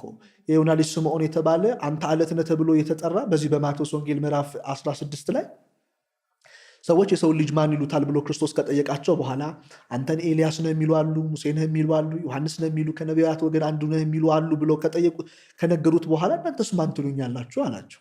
ሐዋርያት በዚህ ሰዓት ጸጥ ሲሉ ጴጥሮስ ብድግ ብሎ አንተ የሕያው እግዚአብሔር ልጅ ነህ አለው። እዚህ ጋር ምን ልልሽ ፈልጌ ነው? የዮና ልጅ ስምዖን ሆይ በእውነት ይሄ ደማዊና ስጋዊ እውቀት አላናገረህም። ከደማዊና ስጋዊ እውቀት የመጣ እውቀት አይደለም። ሰዎች በደማዊና በስጋዊ እውቀት ክርስቶስ ኢየሱስን አምላክ አድርገው መቀበል አይችሉም፣ በአባቱ መንፈስ እንጂ። ለዚህ ነው አንተ ይሄን ያናገረ ስጋዊና ደማዊ እውቀት አይደለም የአባቴ መንፈስ ነው እንጂ ያለው። ወይም ስለ መንፈስ ቅዱስ ነው ያናገረ ያለው የዮና ልጅ ስምዖን ወይም ጴጥሮስ አንተ አለት ነህ ተብሏል እኮ። ለዚህ ነው ቤተክርስቲያናችን እኮ አሁንም እኮ ማይቶተ ቤተክርስቲያን ቅዱስ ጴጥሮስ ትላለች። ማይቶተ ቤተክርስቲያን የቤተክርስቲያን ማይቶት ስሯ ነው ይላል ቅዱስ ጴጥሮስ። ቅዱስ ጴጥሮስ እንዲህም ሆኖ ክርስቶስ ኢየሱስን እኮ ክዶታል። የዮሐንስ ወንጌል ምዕራፍ 18 ላይ አላውቀውም ብሏል። ከዋለበት ውሎ የበላውን በልቶ የጠጣውን ጠጥቶ የቃሉን ትምህርቶች ሰምቶ የእጁን ታምራቶች አይቶ አጋንንትን ያውጣ ዘንድ ስልጣን ተሰጥቶት ጴጥሮስ አላውቀውም ብሏል። እና የማይወድቅ ማን አለ? ሁሉም ወድቋል። ጳውሎስን የመሰለ የሚያስደንቅ ሐዋርያ፣ መልእክታቶቹ እንደ ማር የሚጣፍጡለት ድንቅ ሐዋርያ፣ መንፈሳዊ ልጆችን ማብቃት የሚችል እንዴት ማብቃት እንዳለበት የሚያውቅ ሐዋርያ፣ ክርስቶሎጂ ወይም ነገረ ክርስቶስን በሚያስደንቅ መገለጥና እውቀት የገለጠ ታላቁ ሐዋርያ ቅዱስ ጳውሎስ እኮ በደማስቆ ላይ ተጠርቶ ነው። በሐዋርያት ሥራ ምዕራፍ 7 ላይ ቅዱስ እስጢፋኖስ ድንጋይ ሲወገር እኮ ቅዱስ ጳውሎስ ወይም ደግሞ ሳውል በሚባለው ስሙ የሚገርፉትን ወይም ድንጋይ የሚወግሩትን ሰዎች እኮ ልብስ ይዞ ነበር ጳውሎስ። ከዛ በምዕራፍ 8 ላይ ነው በደማስቆ ላይ የክርስቶስ ድምፅ ከጠራው በኋላ ለአንተ ለጌታዬ ምን ላድርግልህ ያለው። ከዚህ በኋላ ሕይወቴንም ራሴንም ለአንተ ሰጥቻለሁ ያለው። ስሙንም ግብሩን ቀየረው። ስሙ ትላንትና ሳውል ነበር፣ ዛሬ ጳውሎስ ተባለ። ግብሩ ትላንትና ማሳደድ ነበር፣ ዛሬ ደግሞ ተሳዳጅ ሆነ። ግብሩም ስሙም የተቀየረለት ጳውሎስ ትላንትና እኮ ወድቆ ነበር። እና ንስሐ አይደለም ለእኛ ሰነፍ ለሆን ነው ደካማ ለሆን ነው ይቅርና ራሳቸውን ለእግዚአብሔር ሰጥተው ሀብት ንብረታቸውን ጥለው ለወጡ ለሐዋርያት እንኳ ወድቀው መነሳት እየሆነላቸው ነው። ነገር ግን ትልቁ ነገር በክርስትና ሕይወት ውስጥ ወድቆ አለመቅረት ነው። እና ንስሐ በደልን የሚያጥብ የበደል ሳሙና ነው። እንደ አዲስ የሚሰራ ነጭ የሚያደርገን ሕይወታችንን እንደ አዲስ የሚያደርግ አዲስ ሆነን እንዲሰማን የሚያደርገን አንዳንዴ ልደታችንን ሁሉ የምንቆጥረው ከንስሐ ቢሆን ቆንጆ ነው ብዬ አምናለሁ። እንደ አዲስ ተሰርተናልና፣ እንደ አዲስ ሆነናልና፣ እንደ አዲስ በክብሩ ዙፋን ፊት ቆመናልና እና በንስሐ ሕይወት ውስጥ መመላለስ ሁል ጊዜ አስፈላጊ ነገር ነው። ስለ በደልን ብቻ አይደለም እንደው ራሳችን ለካህን ሄዶ ማሳየት ከካህን ጋር ማውራት መነጋገሩ፣ ዛሬ ሳምንትህ፣ ዛሬ ወርህ እንዴት ነበረ፣ ቀናቶችህ እንዴት ነበሩ ተብሎ መጠየቁ ይሄ ክርስትና አንዱ ጠባይም ጭምር ነው ማለት ነውና ንስሐ ኃጢአትና በደላችንን ርኩሰትና አመፃችንን የምናነጻበት እግዚአብሔር እየሰጠን እጅግ አስደናቂ የሆነ ስጦታ ነው። የበደልና የኃጢአት ሳሙና ነው ንስሐ። ለካህን ራስህን አሳይ ከሚለው ሀሳብ ጋር ተያይዞ ብዙ ጊዜ ለእግዚአብሔር ቀጥታ ብነግረውስ በደሌን ኃጢአቴን ለሱ ብናዘዝስ የሚባሉ ነገሮች አሉና ኃጢአቴና በደሌን ለእግዚአብሔር ብናዘዝ ብናገስ ለምን ለካህን ራሴን የማሳየው ከተባለ ክህነት ለምን ተፈጠረ? የክህነት አስፈላጊነቱ ምንድን ነው? የመጀመሪያው ነገር እርሱ ነው። ክርስቶስ ኢየሱስ በለምጽ የተመቱ ሰዎችን ከለምጻቸው ሲያነጻ ራሳችሁን ሄዳችሁ ለካህን አሳየን ያለው እና ሰዎች ራሳቸውን ለካህን ማሳየት እጅግ እጅግ እጅግ አስፈላጊ ነገር ነው። ለካህኑ መናገራቸው ለካህኑ እያወሩለት እኮ አይደለም። ካህኑ የእግዚአብሔርን ቦታ ተክቶ ቆሞ ይሰማል እንጂ የሚሰማውም የሚያዳምጠውም እግዚአብሔር ነው። ስለዚህ ራሳችንን ለካህን ስንናገር ስናሳይ ኃጢአታችንን በደላችንን ስንናገር እኮ በካህኑ ፊት ሆንን እንጂ እግዚአብሔር እየሰማ ነው ያለው። ፊት ለፊታችን እግዚአብሔር ነው፣ እያዳመጠን ነው። አንዳንዴ ይሄ ነገሮች ለምንድን ነው እንደዚህ ጥያቄዎች የሚነሱት ብለን ካሰብን ኃጢአትና በደልን ከመፍራት ጭምር ነው። ለምንድን ነው የምናገረው? እሱም ሰው እኔም ሰው የሚሉ ነገሮች አሉ። እኔም ሰው እርሱም ሰው ነው። ነገር ግን ደግሞ መንፈስ ቅዱስ በሰጠው ስልጣንና ጸጋ መሰረት ደግሞ እሱ ካህን ነው፣ ከኔ የሚለየኝ በክህነቱ ጭምር ነው እና ለምንድን ነው ኃጢአቴን በደሌን ለሰዎች የምናገረው? ለምንድን ነው ለኃጢአቴን ለሰዎች የምናዘዝበት ምክንያቴ ምንድን ነው የሚለው ትዕቢትም ጭምር ነው። ካህን ጋር ራሳችንን ማሳየት የትህትና ፍሬ ነው እና በድያለሁ፣ አጥፍቻለሁ፣ እንዲህ አድርጌማለሁ ስንል ፍሬያችን የትህትና ፍሬያችን የፍቅር እንደሆነ የሚያሳይ ነው። አይኑ ለምን ለካህን ማሳየው ራሴ ለእግዚአብሔር መናገር አልችልም? ትዕቢት ነው እና ራስን ከካህን ጋር አጣብቆ መኖር የትህትና ፍሬ ጭምር ነው፣ የፍቅር ፍሬ ጭምር ነው ማለት ነው እና ራስን ለካህን ማሳየት እጅግ በጣም አስፈላጊ ነገር ነው። ራስን ላይ አለማፈር በጣም ቆንጆ ነው ብዬ አምናለሁ። ክርስቶስ እኛን ለማዳን እኮ እርቃኑ ሲሰቀል አላፈረብንም። እኛ ልናፍርበት የሚገባ አምላክም ጌታም የለንም። በማናፍርበትና ህይወታችንን ደግሞ ሰጥተን ለዘላለም በምንኖርበት በዚያ ቅድስና ውስጥ ደግሞ ራስን ለካህን እያሳዩ ዕለት ተዕለት አዲስ እየሆኑ መኖር ይሄ የክርስትና ህይወትም ጥበብም ጭምር ነው ማለት ነው። ምዕመናን ብቻ አይደሉም ንስሐ በመግባት ውስጥ የምናያቸው። አንዳንዴ እንደ እኔ ምዕመን ስለሆንኩኝ ነው እንደ ምናምን የሚባሉ ነገሮች አሉ። አገልጋዮቹ ንስሐ ይገባሉ። ካህናት፣ ጳጳሳት ለጳጳሳት ራሳቸውን ያሳያሉ። ካህናት ለካህናት የራስ የበደሉትን ኃጢአት የሰሯቸውን ነገሮች በሙሉ ለካህን ያሳያሉ። ክርስትና በአንድነት የምንጓዝበት ህይወት ነው። እንትና የልጅ እንትና የእንጀራ ልጅ የሚባልበት ህይወት አይደለም። ሁላችንም በአንድነት ደግሞ አንዱ ለአንዱ ሲበረታ ለአንዱ እየጸለየ የአንዱ መውደቅ ለአንዱ አያስደስተውምና ተያይዘን የምንኖርበት የምንሄድበት የመንፈስ ዓለም ነው።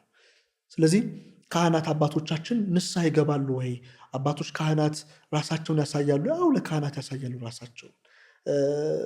በአገልግሎት ላይ ያሉ ሁሉም ሰዎች የሚበድሉ፣ ምክንያቱም ኃጢአት የማይሰራ ሰው የለም። ኃጢአትን አልሰራም ብል እመጻደቃለሁና ኃጢአትና በደልን ርኩሰትን የማይሰራ ሰው ስላሌለ ሁሉም ራሱን እያሳየ አዲስ እየሆነ ደግሞ እግዚአብሔር ምሕረትና ቸርነት እንዲሰጠው እየተማጸነ ይኖራል ማለት ነው። እንግዲህ ወደ ጌታችን መድኃኒታችን ኢየሱስ ክርስቶስ መወለዱን አንስተናል። መምጣቱን በምድር ላይ የቆየበትን ጊዜና ያስተማረውን ስቅለቱና ትንሣኤውን አያይዘንም ደግሞ ሐዋርያቶቹ እንዴት ተመረጡ? እንግዲህ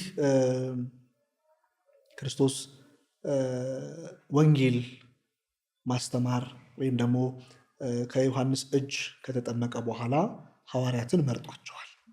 ሐዋርያትን የመረጣቸው የእግዚአብሔር የሆነውን የእርሱ የሆነውን ቃል ከሄደ በኋላ ካረገ በኋላ እንዲያስተምሩ፣ እንዲናገሩ፣ እንዲመሰክሩ የዓይን እማኞች ስለሆኑ ይህን እንዲያደርጉ መርጧቸዋል ማለት ነው እና ሐዋርያት የተመረጡበት በጣም የሚያስደንቁት ነገሮች መካከል ከተማሩ ከዩኒቨርሲቲዎች ምናምን አይደለም የወጡት ሐዋርያት። ከአሳ አጥማጅነት፣ ከግብርና፣ የወጡ ናቸው። በዓለም ቋንቋና አጠራር የፍልስፍና እውቀትና ትምህርት ተምረው የመጡ አይደሉም። የሉም እያልኩ አይደለም።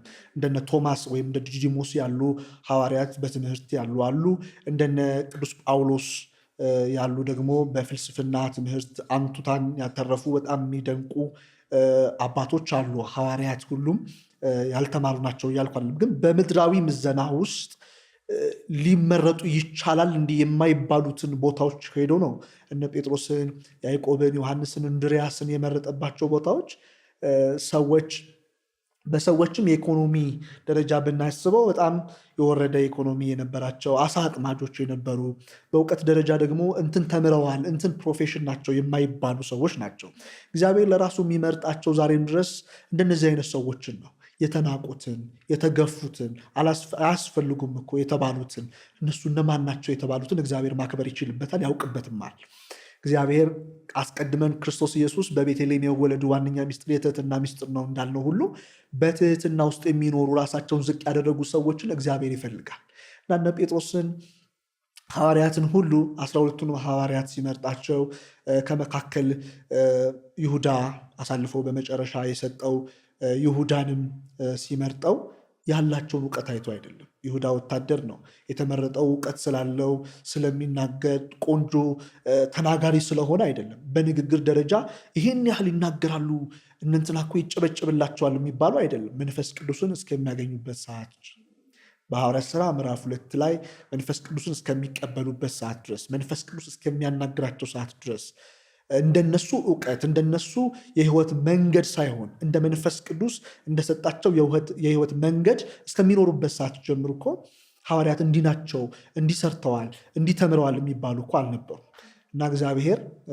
የተናቁትን ማክበርና ከፍ ማድረግ ስለሚችል ስለሚያውቅበትም ጭምር ሐዋርያትን በሰዎች አጠራርና በሰዎች ልምድ እንዲህ የወደቁ ቦታዎች ተብለው ከሚጠሩ ቦታዎች ላይ ሐዋርያትን ሰብስቦ አክብሮ ደግሞም ዓለምን እንደ ጨው አጣፍጠው የክርስቶስን መንግስት ለዓለም ሁሉ ሰብከው ክርስቶስን ሰዎች በልባቸው አምነው በአፋቸው መስክረው እንዲድኑ አድርገዋል ሐዋርያት። እና የመመረጣቸው ዋነኛ ሚስጥር የክርስቶስ ኢየሱስን ወንጌል በሰፊው እንዲመሰክሩ እንዲናገሩ፣ የቃሉን ትምህርቶች የእጁን ታምራቶች አይተውና ተምረው ለሰዎች ደግሞ ይህንኑ እንዲያደርጉ ነው የተመረጡት ማለት ነው ሐዋርያት። እንዴት ነበረ የህይወት ጉዟቸው? ሐዋርያት የህይወት ጉዟቸው በጣም የሚያስደንቅ እኮ ነው። የሐዋርያት የህይወት ጉዟቸው ይሄ ነው እች ብቻ ነች የሚባልበት አይደለም። ሰዓታቸው፣ ጊዜያቸው፣ ሳምንት፣ ወራቸው በሙሉ ለእግዚአብሔር ነው የሰጡት። ክርስቶስ ኢየሱስን የሚወዱበት ጥግ ይሄ ነው የሚባል አይደለም። እንዴት እንደወደዳቸው ያውቃሉና እንዴት እንደሚወዱት ያውቃሉ። ምንም ነገር አያሳሳቸውም። ነፍሳቸውን አያሳሳቸውም። ራሳቸውን አጋልጠው ይሰጣሉ። ጉዳያቸው አይደለም። ሐዋርያው ቅዱስ ጳውሎስ ዘመኑን የፈጀው ብዙ ዘመኑን በእስር ቤት ውስጥ ነው። በእስር ቤት ውስጥ ሆኖ ለቲሞቴዎስ ይጽፋል። በእስር ቤት ውስጥ ሆኖ ለቲቶ ይጽፋል። በመንፈስ ለወለዳቸው ወይም በመንፈስ ላስተማራቸው መንፈሳዊ ነገርን ለነገራቸው ታናናሽ ወንድሞቹና ልጆቹ እኮ ቅዱስ ጳውሎስ የሚጽፈው ብዙ መልእክታቶችን ከእስር ቤት ውስጥ ሆኖ ነው። እንደነ ሐዋርያው ቅዱስ ዮሐንስ እኮ በፈጥሞትያ ደሴት ነው። በቱርክ ሀገር በመቶኛው መቶ ክፍለ ዘመን ነው ፈጥሞትያ ላይ ራእይን የጻፈ ቅዱስ ዮሐንስ በእስር ቤት ሆኖ እና ሐዋርያትን ስትመለከቻቸው ህይወታቸው፣ ኑሯቸው ክርስቶስን በመውደድ ውስጥ የኖሩ ናቸው። ምንም ነገር አያሳሳቸውም። ምንም ነገር አንቱታን እንዲሰጣቸው ወይም አንቱታን እንዲያስገኝላቸው ብለው የሚሰሩት አንዳችም ነገር የለም። ሰዎች እንዲደሰቱ ሐዋርያት ሰርተው አያውቁ። ህይወትና ኑሯቸው ክርስቶስን በማስደሰት ውስጥ ብቻ ነው። እሱ ተደሰተበት ወይ? አዎ በቃ ይሆናል። እሱ ደስ ይሰኝበታል ወይ? እሱ ፈገግ የሚልበት ነው ወይ? እሱ የሚመገው መዓዛ ስራ ነው ወይ ብለው ካመኑበትና ትክክል ከሆነ የሚሄዱበት ህይወት ነው የነበራቸው እና ሰዎችን ለማስደሰት ክርስቶስ በምድር ላይ እንዳልሆነ ሁሉ ማለት ሰዎች የሚፈልጉትን እያደረጋለም ክርስቶስ በምድር ላይ የተመላለሰው የአባቱን ፍቃድ የፈጸመው አልዓዛርን ከሞት ሲያስነሳ ሰዱቃውያን ከሞት በኋላ ትንሣኤ የለም ብለው የሚያስቡ እነዛ ሰዱቃውያን ይገሉሃል እያለ ቶማስ ቢናገረው የምናስበውን ነገር ያሰናክኗል ብሎ ሲያስብ እንኳ አዎ ልክ ነህ፣ ሰዱቃውያን እኮ ከሞት በኋላ ህይወት የለም ብለው የሚያስቡ ትንሣኤን የሚቃወሙ ሰዎች ስለሆኑ አይ አልዓዛርን አላስነሳውም አላለም። አልዓዛርን አስነስቶታል። እንደ ሰዎች ፍላጎት እንደ ሰዎች ምኞት አይደለም እግዚአብሔር የሚናገረው እና እንዲሁ እስራኤልም እኮ እንጀራውን ባርኮ አሳውን ባርኮ ቢያበላቸውና ቢያጠግባቸው እናንግስህ ብለውታል። ዮሐንስ ወንጌል ምዕራፍ 5 ላይ እናንግስህ ብለውታል። በልተዋል፣ ጠጥተዋል፣ ረክተዋል፣ ጠግበዋልና እናንግስህ ብለውታል። እና እሺ አንግሱኝ አላለም። በእርግጥ በምድር ያሉ ነገስታትን የሚገዛቸው ንጉስ ነው። በምድር ያለ ንግስናን ለመተካከል ወይም ለመቀማት የመጣ አይደለም። እሱ በሰማያት ንጉስ የሆነ አምላክ ነውና። ነገር ግን በምድር ላይ ሰዎች የሚፈልጉትን እያደረገላቸው አይደለም። አባቱ ፍቃድ እየፈጸመ እሱም ደግሞ ትክክል የሆነውን ነገር ለሰዎች እያሳየና እየሰራ ነው ክርስቶስ በስጋ ወራት በምድር ላይ የተመላለሰው። ልክ እንደዚሁ ሐዋርያት እኔ ክርስቶስን መስያለሁ እንዳለ ጳውሎስ ክርስቶስን በመምሰል ውስጥ ህይወት ውስጥ ስለሆነ ክርስትና ክርስቶስን መምሰል ስለሆነ ህይወታቸውን ልክ እንደዚሁ ሐዋርያት በመምሰል ውስጥ ኖረዋል። በጣም በሚያስደንቅ ሁኔታ ክርስቶስን እየመሰሉት ኖረዋልና ምናቸውም ህይወታቸው፣ ኑሯቸው፣ መግባት መውጣታቸው፣ የህይወታቸው መጀመሪያ መጨረሻ ክርስቶስ ነበር እና ባገኙበት ሁሉ ይሰብኩ ነበር። ጉዳያቸው ሁሉ አልነበረም። መታመማቸው፣ መሞታቸው፣ መሰቃየታቸው ጉዳያቸው አልነበረም። ክርስቲያኖች ይፈራሉ። ከዚህ በኋላ እነንትናን ብንገላቸው እኮ እስጢፋኖስን እኮ ገለነዋል፣ ስለዚህ ከዚህ በኋላ ክርስትና የለም ብለው ነው የሚያስቡት። ክርስቶስ የሚባለውን ጌታ ከዚህ በኋላ የሚመሰክር አይኖርም። ሰዎች ተሰብስበው እየተመለከቱ እነ ጴጥሮስን ቁልቁል ሰቅለናቸዋል፣ እነ ጳውሎስን በፊት ለፊት በሰይፍ መትረናቸው፣ በሰይፍ ቆርጠን ገለናቸዋል፣ ሌሎችን ሐዋርያት እነ ቅዱስ እስጢፋኖስ ቀዳሜ ሰማዕትን በድንጋይ ወግረን ገለነዋል። ስለዚህ ከዚህ በኋላ ክርስትና የሚባል ነገር አይኖርም ብለው የሚያስቡ በጣም ብዙ ነገስታት ነበሩ እኮ። ነገር ግን በገደሏቸው ቁጥር፣ በደማቸው ብዛት ቁጥር ሰዎች ፈልቀዋል። እንደ ሰማይ ከዋክብት እንደ ምድር አሸዋ በዝተዋል። ክርስቶስን የሚሉ ሰዎች ከመስቀል ስር ብዙዎች ተማርከዋል። እና ስራቸው ሁልጊዜ የሚያስደንቅ ነው። እንደነ ቶማስ ዘመራስ በ3ኛው መቶ ክፍለ ዘመን የተነሱ የሐዋርያትን ተከትለው የነበሩ አባቶችን ማንሳት ብንችል በጣም በሚያስደንቅ ሁኔታ ቅዱስ ቶማስ ዘመራስን በጣም ስለምወደውና ስለሚያስደንቀኝ ነው የምናገረውና ቶማስ ዘመራስ እጁን፣ እግሩን፣ ጆሮውን ቆርጠውት በቅርጫት ላይ ተቀምጦ ደቀ መዛሙርት ወይም የእሱ የሚከተሉት ደቀ መዛሙርት በቅርጫት ላይ አስቀምጠውት ገበያ ውስጥ ቶማስ ዘመራስ ይሰብክ ነበር። ጉዳያቸው አይደለም አካል ማጠታቸው፣ መጉደላቸው፣ የሆነ ነገር አለመኖሩ፣ በምድር ላይ እኛ ጉድለት ብለን የምናስባቸው ነገሮች አለመኖሩ እነሱ ጋር ጉድለታቸው አይደለም። የሚያስቡት ፊት ለፊታቸውም የተሳለው መንግስተ ሰማያት ነው እና በመንግስተ ሰማያት የሚኖሩ ስለ መንግስተ ሰማያት ብቻ እያሰቡ ተጋድሎን የሚፈጽሙ አባቶች ናቸው እና ምድርን አረሷት፣ በቃለ እግዚአብሔር አርሰዋት፣ በእርፈ መስቀል አርሰው ቃለ እግዚአብሔር ዘርተውባት ዛሬ ድረስ በምድር የማይቆጠሩ የክርስቶስ ተከታዮችን እኮ ተፈጥረዋል። በሰማይ እንደ ከዋክብት በምድር እንዳሸዋ የበዙ የክርስቶስ ተከታዮች ከመስቀሉ ስር የተማረኩ ክርስቶስን በመውደድ ውስጥ የሚኖሩ ሰዎችን ያፈለቁት እኮ ያመጡት እነዚህ ሐዋርያት በብዙ ተጋድሎ ነው እና የሐዋርያት ኑሯቸው ክርስቶስን በመምሰል ውስጥ ነውና ክርስቶስን በመምሰል ውስጥ ደግሞ እሱ የሚደሰትበትን ስራ ብቻ በመስራት ሐዋርያት አባቶቻችን ኖረው ዛሬም ድረስ ስራቸውና ህይወታቸውን እየተመለከትን ደግሞ በፍቅራቸው እየኖር እንገኛለን። እንግዲህ ያው እኔ በጣም ሙሉ ቀንም አይበቃም የእግዚአብሔርን ቃል ለማውራት እና በጣም በሚገርም ሁኔታ ለህይወት ለነፍስ ምግብ የሆኑ ነገሮችን ሰጥተህናል። ግን አንተ በግል ለቤተክርስቲያን ላሉ ልጆች ከቤተክርስቲያን ውጭም ሆነው ወደ ቤተክርስቲያን ለመምጣት ለሚታገሉ ለወጣቱ ምን ትመክራለህ? ሁለት ነገር ነው። በቤተክርስቲያን ውስጥ ያሉ ሰዎች፣ ዓለም የሚናፍቁ ሰዎች፣ ዓለም ቆንጆ ናት እንዲህ ብለው የሚያስቡ ሰዎች ከክርስቶስ ውጭ ቆንጆ የለም። ክንዱ ያበረታል። ሁሌ ከእርሱ ጋር መኖር መታመን ነው። ከእርሱ ጋር መኖር ሰላም ነው፣ እረፍት ነው፣ ህይወት ነው እና ከዚች ከተቀደሰችዋ ቦታ አክሌሲያ ተብላ በተጠራች በክርስቶስ ሙሽራ በህማሙ በሞሸራት ታሞ ተገርፎ ሞቶ ተሰቅሎ ተሰቃይቶ በህመሙ የሞሸራትን ቤተክርስቲያን ደግሞ ስጋው የሚቆረስባት ደሙ የሚፈስባት ሰዎች ባይሰብኩ መምህራን ካትሮንስ ፊት ባይቆሙ ቤተክርስቲያን እንዲሁ ትሰብካለች። ቤተክርስቲያን መምህራን ባይኖሩ ጸጥ ያለ ቀንና ጸጥ ያለ ሰዓት እኮ ብትሄጂ ይሰብካለች ቤተክርስቲያን። ጉልላቷ ቀናስቲ መስቀል ነው፣ ግርግሟ መስቀል ነው፣ ሁሉ ነገሯ መስቀል ነው ቤተክርስቲያን። ምክንያቱም የተሰቀለውን ስለምትሰብክ። ለዚህ ነው ሐዋርያው ቅዱስ ጳውሎስ በአንደኛ ቆሮንቶስ ምዕራፍ 1 ቁጥር 23 ላይ ወንሕነሰ ንሰብክ ክርስቶስ ዘተሰቅለ፣ እኛ ግን የተሰቀለውን ክርስቶስን እንሰብካለናል። ከዚህ ውጭ ስብከት የለንም።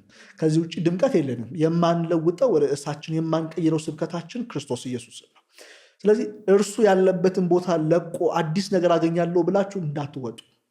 የጸና የቅድስና ቦታ የጽድቅ አደባባይ ቤተክርስቲያን ስለሆነች ያሉት ደግሞ በውጭ ያሉት ደግሞ እንዲህ የሚነገርላት ቤተክርስቲያን ነችና ኑና ቅመሷት። ቅዱስ ያሬድ ቤተክርስቲያን አየኋት፣ ቀመስኳት፣ ወደድኳት እንዳለ ማየት መቅመስና መውደድ ያስፈልጋል። እና ወደ ቤተክርስቲያን መምጣት በጣም አስፈላጊ ነገር ነው። ማናቸውም በዓለም ውስጥ የሚኖሩ ሰዎች እውነተኛ ሳቅ ስቀው አያውቁም። ጀርባቸውን መታ አድርገን ብንጠይቃቸው ሁሉም ሀዘን አላቸው። ቆንጆ መኪና ሊነዱ ይችላሉ። ቆንጆ ቤት ውስጥ ሊኖሩ ይችላሉ። ቆንጆ ልብስ ሊኖሩ ይችላሉ። ልብስ ሊለብሱ ይችላሉ። እንደው አንቱታን አትርፈው ሊሆን ይችላል። በገቡ በወጡ ቁጥር ውይ ከሊት ናት ተብለውም ሊሆን ይችላል። ነገር ግን እረፍት ያለው በቤቱ ነው።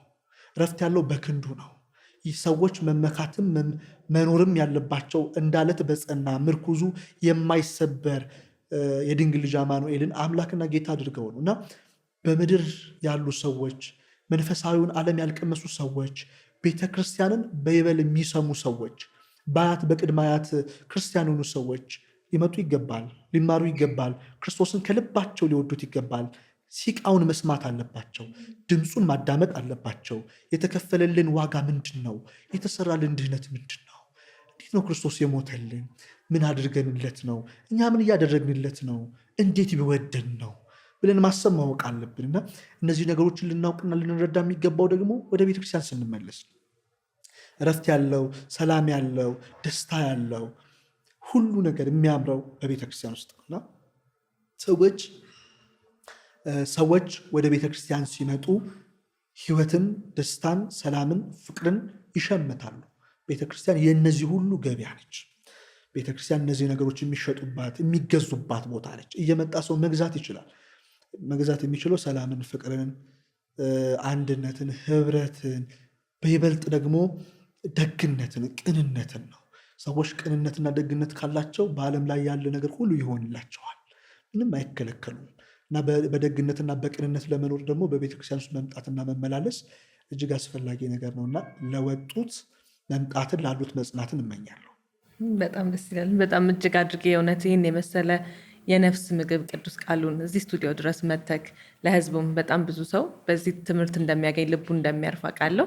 እኔም በደንብ ረፍት የሚሰሙኝን ነገሮች ነው እያስተማርከን እና እግዚአብሔር ከዚህም በላይ ብዙ የአገልግሎት ዘመን ይጨምርልህ። እጅግ በጣም በጣም አመሰግናለሁ። እግዚአብሔር ያክብርልኝ። አሜን። እናንተም አክብራችሁ ስለጠራችሁኝ ይህንን ቅዱስ ከኔ ያልሆነውን እኔም የምማርበትን የመንፈስ ቅዱስ ፍሬ የሆነን ትምህርት ተማምረን እንድንለያይ ሰዓትና ጊዜ ይዛችሁ ስለጠራችሁ ለትውልድ ለሰዎች ሁሉ እረፍትን፣ ሰላምን ይሰጣል ብላችሁ አስባችሁ ይህን ፕሮግራም ስላዘጋጃችሁ እኔም በጣም አመሰግናለሁ። ተመልካቾቻችን እንግዲህ ከዲያቆን ሚኪያስ ዮሐንስ ጋር የነበረን ይህን የመሰለ ቆንጆ ቆይታ እንደምትወዱት ተስፋ አድርጋለሁ። ሳምንት ከሌላ እንግዳ ጋር እዚሁ እንገናኝ። ሰላም።